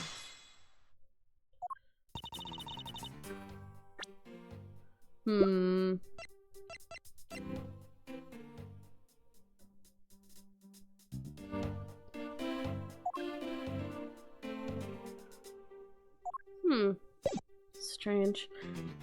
It was about a week ago. Hold it! A week ago. Then you and Detective Gumshoe are acquaintances. No way. I only met him in person today. Then how did you know about Detective Gumshoe? Oh, I've seen him around before. I saw the detective get chewed up by a livid Faraday in front of the precinct. Hold it! Mr. Faraday was upset? Yeah. You know what else? Mr. Faraday isn't exactly known to get angry often. He was totally beat red in the face. And the offending detectives just stood there, pale as a ghost, like he was about to die. Just like the face he's making now, right? I'm completely innocent, I tell you. The poor man.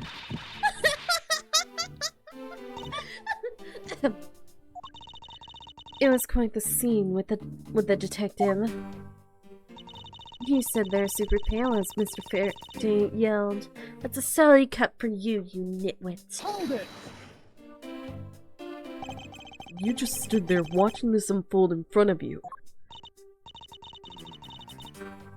Yeah, I had to say it was really enjoyable too. But that's when I saw Detective Gumshoe earlier. I knew to stay clear of him. No way. I thought it was because I had something stuck in my face. What'd you do? What if I got stuck in my face? Start with your eyes, nose, mouth. Oh, it was ridiculous eyebrows.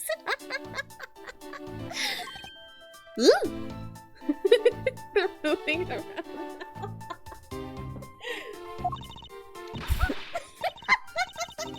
Oh man, messing with your head is just too much fun. Miss you. If you don't mind, I'd like to return to your testimony now. Sure, why not? A brand new detective suddenly getting his salary cut. That's reason enough for a grudge. Hold it! It's constantly cut. He's barely being paid. It's kind of new detective salary right off the bat with that. I'm not really familiar with the way you guys relate, but is that common practice? Speaking of cutting my salary, didn't you threaten to do that to me earlier too? I suppose I did. It's only natural to cut a worthless detective's salary down to their actual worth. My father can even fire anyone, new or old, with a snap of his fingers. Maybe there's a reason for detectives to hate you people. Well, I guess. They really shouldn't cut people's pay. Detective Bad, don't tell me Mr. Von Karma cut your salary earlier. Well, how's that for the perfect explanation? Hold it! You call your explanation perfect. Is it not to your liking? Unfortunately for you, it's not up to my standards. Oh, is there something you want me to clarify in that case? What should I do? Should I raise an objection? Alright, if you could clear this one thing up for me. How Mr. Faraday was killed, motive for killing Mr. Rell. I understand Detective Gumshoe's potential motive for killing Mr. Faraday. However, what about his motive for killing Mr. Rell? His motive for killing Rell? Like I would know. If there was no clear motive for both of the murders, then I doubt this incident would have occurred. Wouldn't you agree?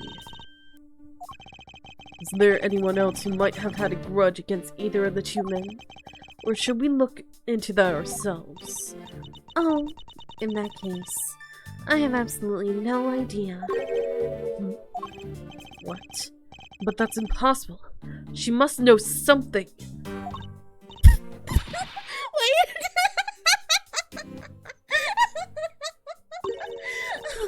Can you please not glare at me like that?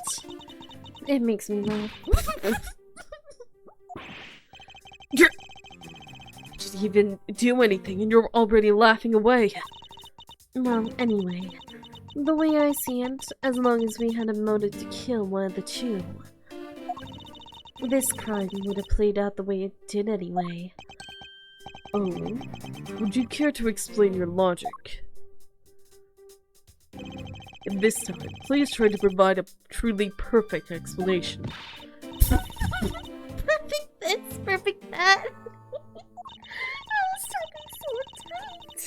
Isn't that the trait for being a Von Karma? Miles Edgeworth, I demand that you shut this rude woman up. I wish you'd both be quiet for just 1 second. Anyway, oh well. I guess I'll just have to explain it to you kids. Motive to kill the men. There's no one there with a motive to kill both Mr. Faraday and Mr. Rell. All you really have to establish is that someone had a grudge against one of the two men. Mr. Rell, who happened to be there, became a witness to Mr. Faraday's murder. Therefore, he was killed out of necessity and set up to look like they had killed each other. I wonder if that's really true. Is there no one out there with a grudge against both men? I should take another hard look at the evidence for this morning's case. The second KG8 incident, as people are calling it, involving the embassy staff member, and the two men who both wound up as suspects in the case. Is there someone else I've overlooked who is somehow related to them? You herself? Because apparently her sister was a victim? Have we not even thought of that?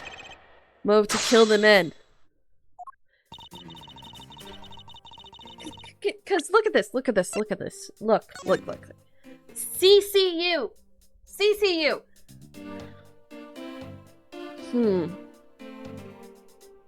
So as we know, Faraday was on this case as well.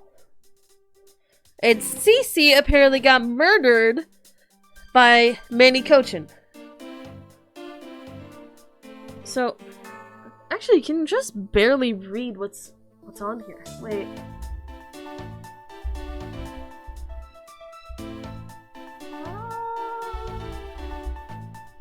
I think they just put a bunch of random words together. Million draft nationwide in 2002. The member is expected to something million in the supposed peak year and number. You can just barely make out the words. Just barely. But I think it's actually repeating itself.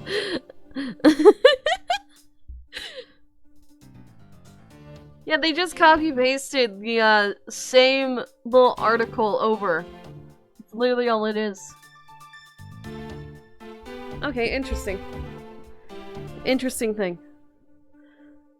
Remember to hit 166, depending peak here is something.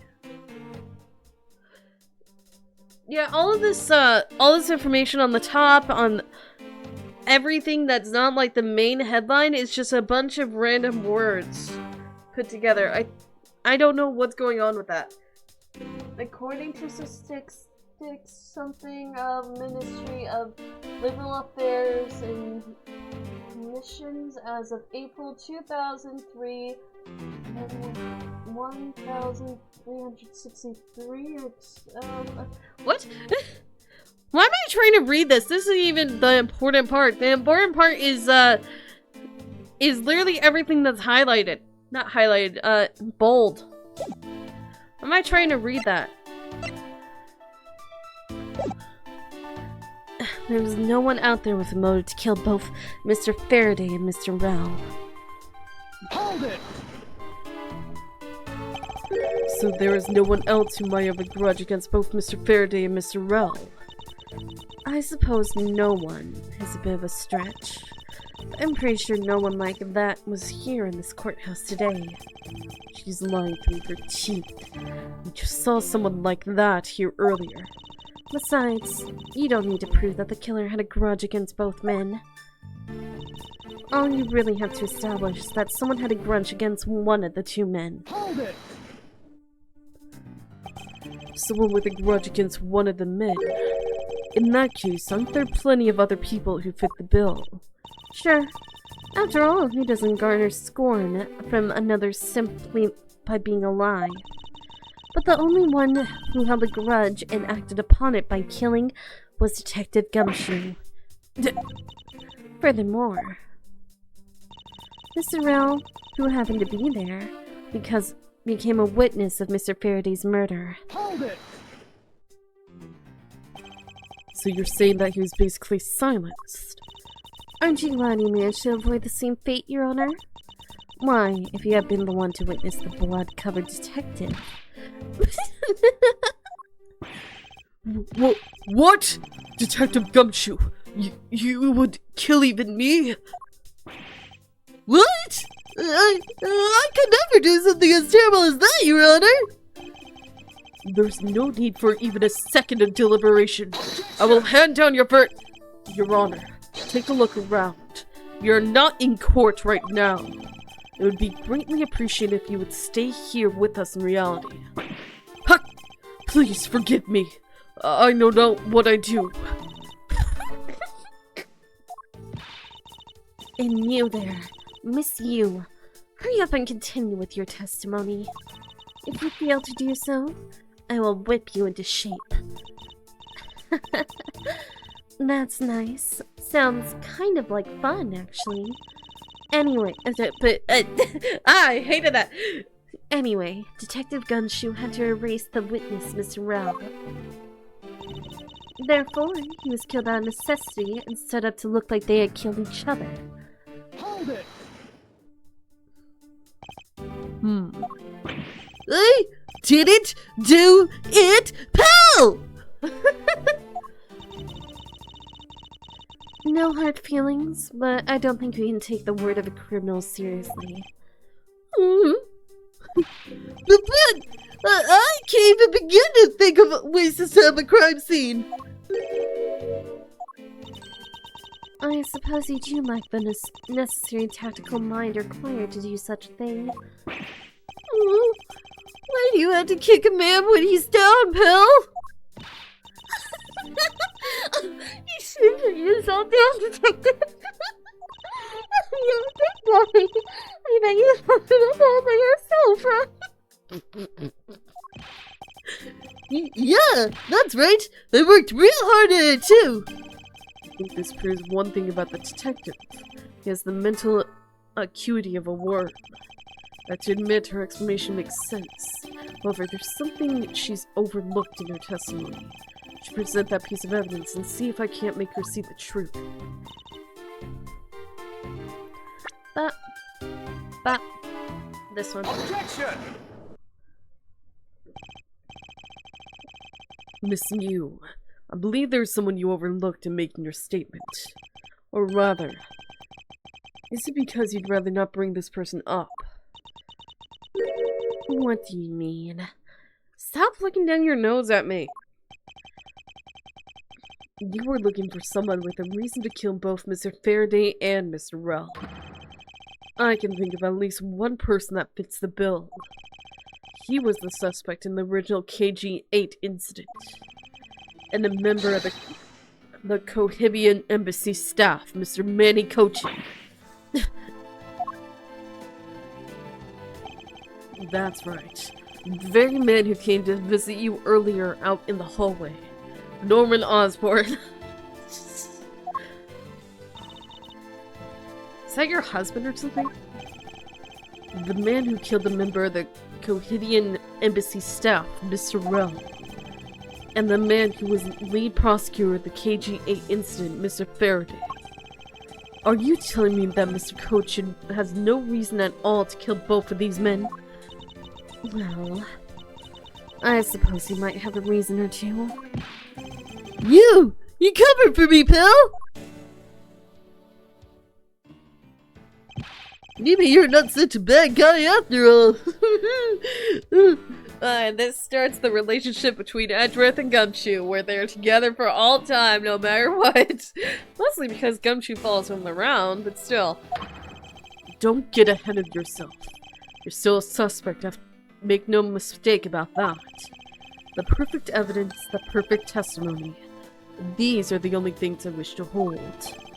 But I didn't do it! You will stay under my authority and go investigate Mr. Manny Cochin for me. And remember, I will not be very forgiving should any of this... You want to investigate Cochin?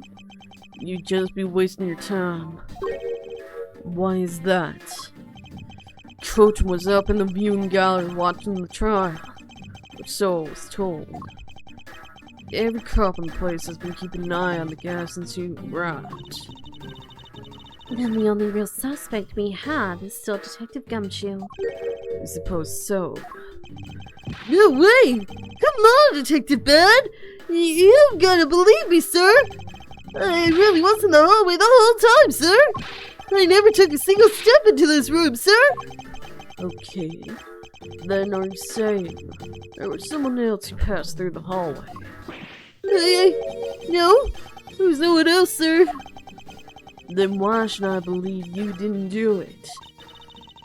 That is one incredibly foolish detective, standing right in front of the crime scene all by himself. It's good as a confession of guilt. I have to admit, it is a bit strange. Most criminals will fabricate some sort of lie to escape their crimes. And if that detective really wanted to prove that he is innocent, you'd think he would at the very least offer up on spaced out while on duty or the like. Come on, Gumshoe. It's time for your interrogation. Detective Bed? Alright, bye, Gumshoe. Miles Edgeworth, I will go on ahead and report this to Papa. And that, as they say, is that. Right, everyone? Of course, the judge is always so happy-go-lucky. Well, I suppose we should both be getting back to our real jobs now, huh? Before we do, Miss Yu, there's something I'd like to speak with you about. What is it?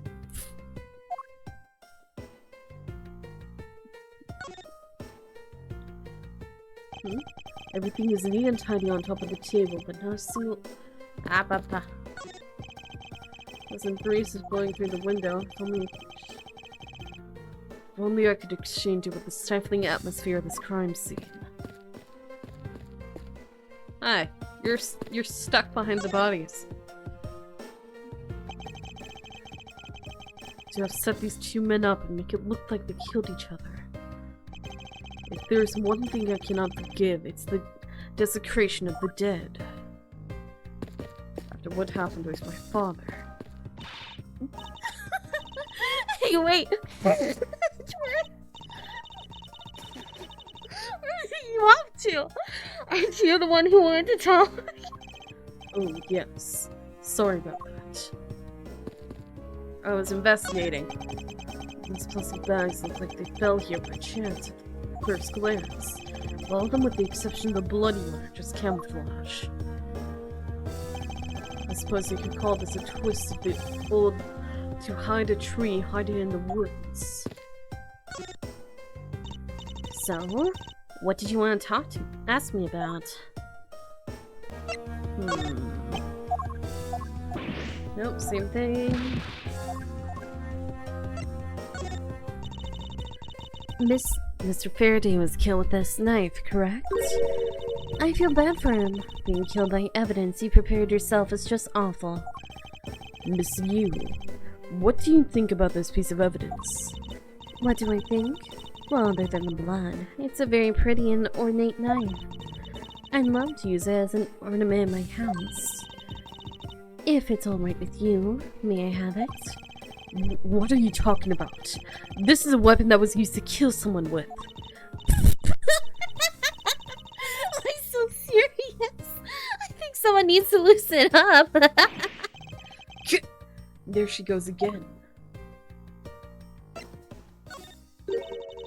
Looks like Mr. Rail was killed by the very gun he used to kill the embassy staff member. You speak of the concept of karma, I assume. And that you take your life into your own hands when you commit a crime, correct? I never thought I'd be dealing with a gun this soon upon becoming a prosecutor.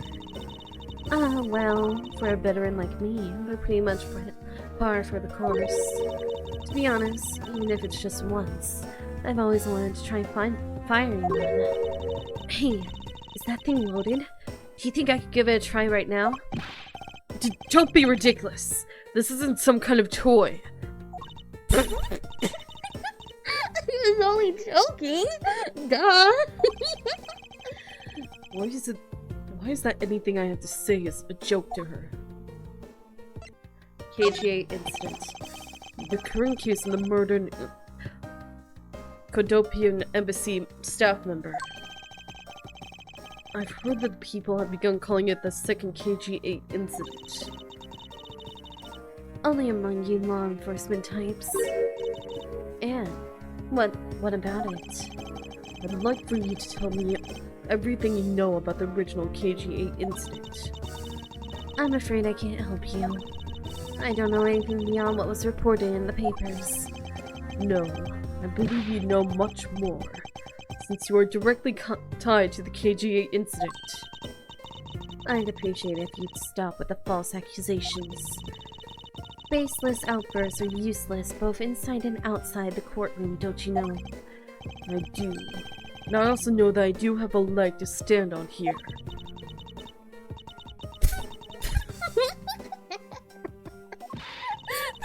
You can stop making that ultra serious face in front of me?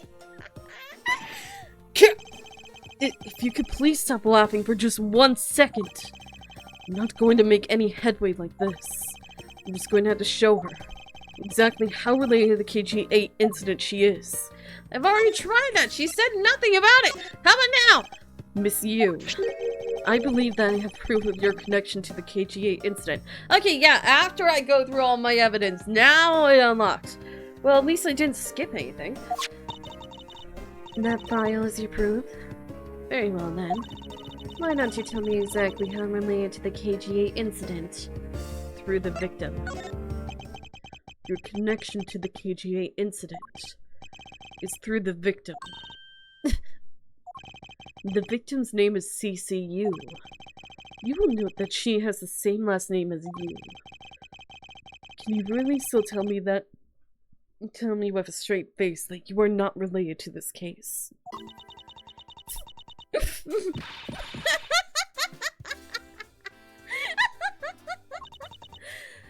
Sorry, but we're not related. What? Just kidding. You asked that question with such a serious look on your face. That I can help.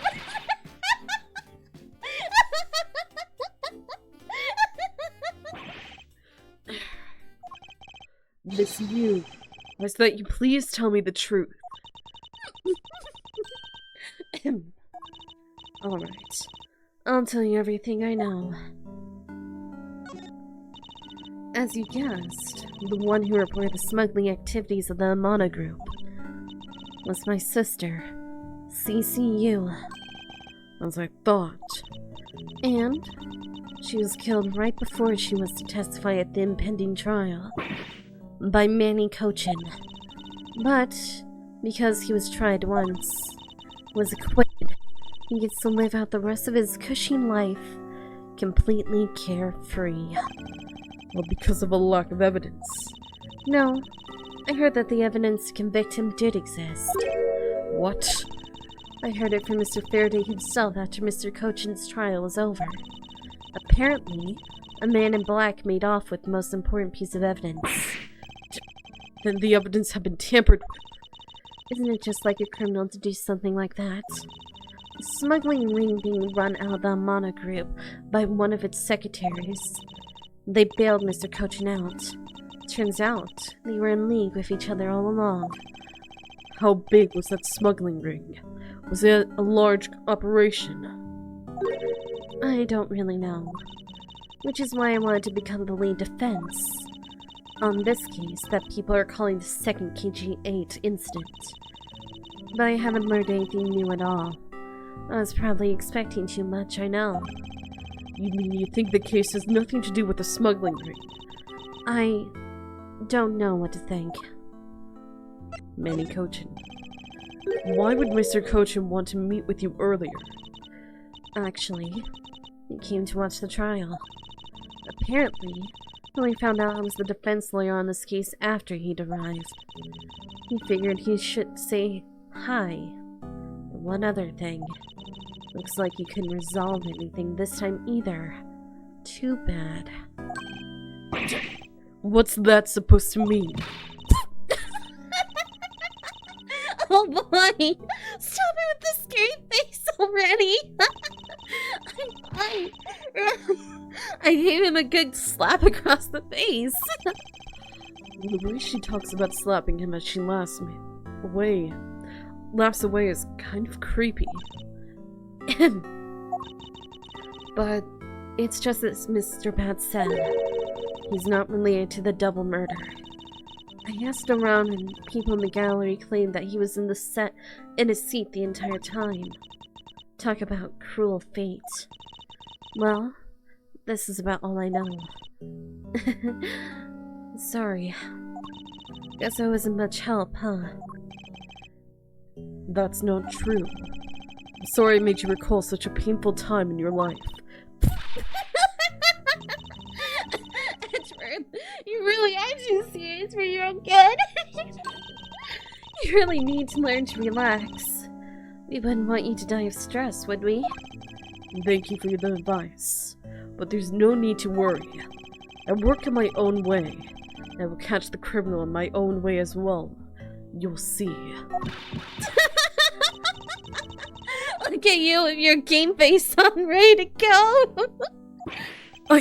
I'm making no such face. Did you know? That's just the best medicine, Edgeworth. Don't get tired of making such a serious face all the time. Don't you get tired of making such a serious face all the time? I'm charged with making sure that all criminals in the world are found guilty. I have no need for laughter. There you go, making that face again. Oh well. I've got to get going. I still have a few loose ends I need to tie up. Yeah, we've never seen Edgeworth actually laugh, have we? A chuckle, maybe, but that's about it. Never full-on laughter. I don't think he's laughed since his dad died. The KG incident in this murder investigation. It is my belief that these two cases are related to each other somehow. Plus, that Detective Gumshoe. It's obvious he's lying, even though the lie is hurting his chances. Clearly, this case is far from over. But whether or not this detective is the murderer can only be determined once I've completed my perfect investigation. Mr. Von Karma, I swear to uphold your honorable name, or my name isn't Miles Edgeworth. To be continued. Oof, that was a long one. How is that so long?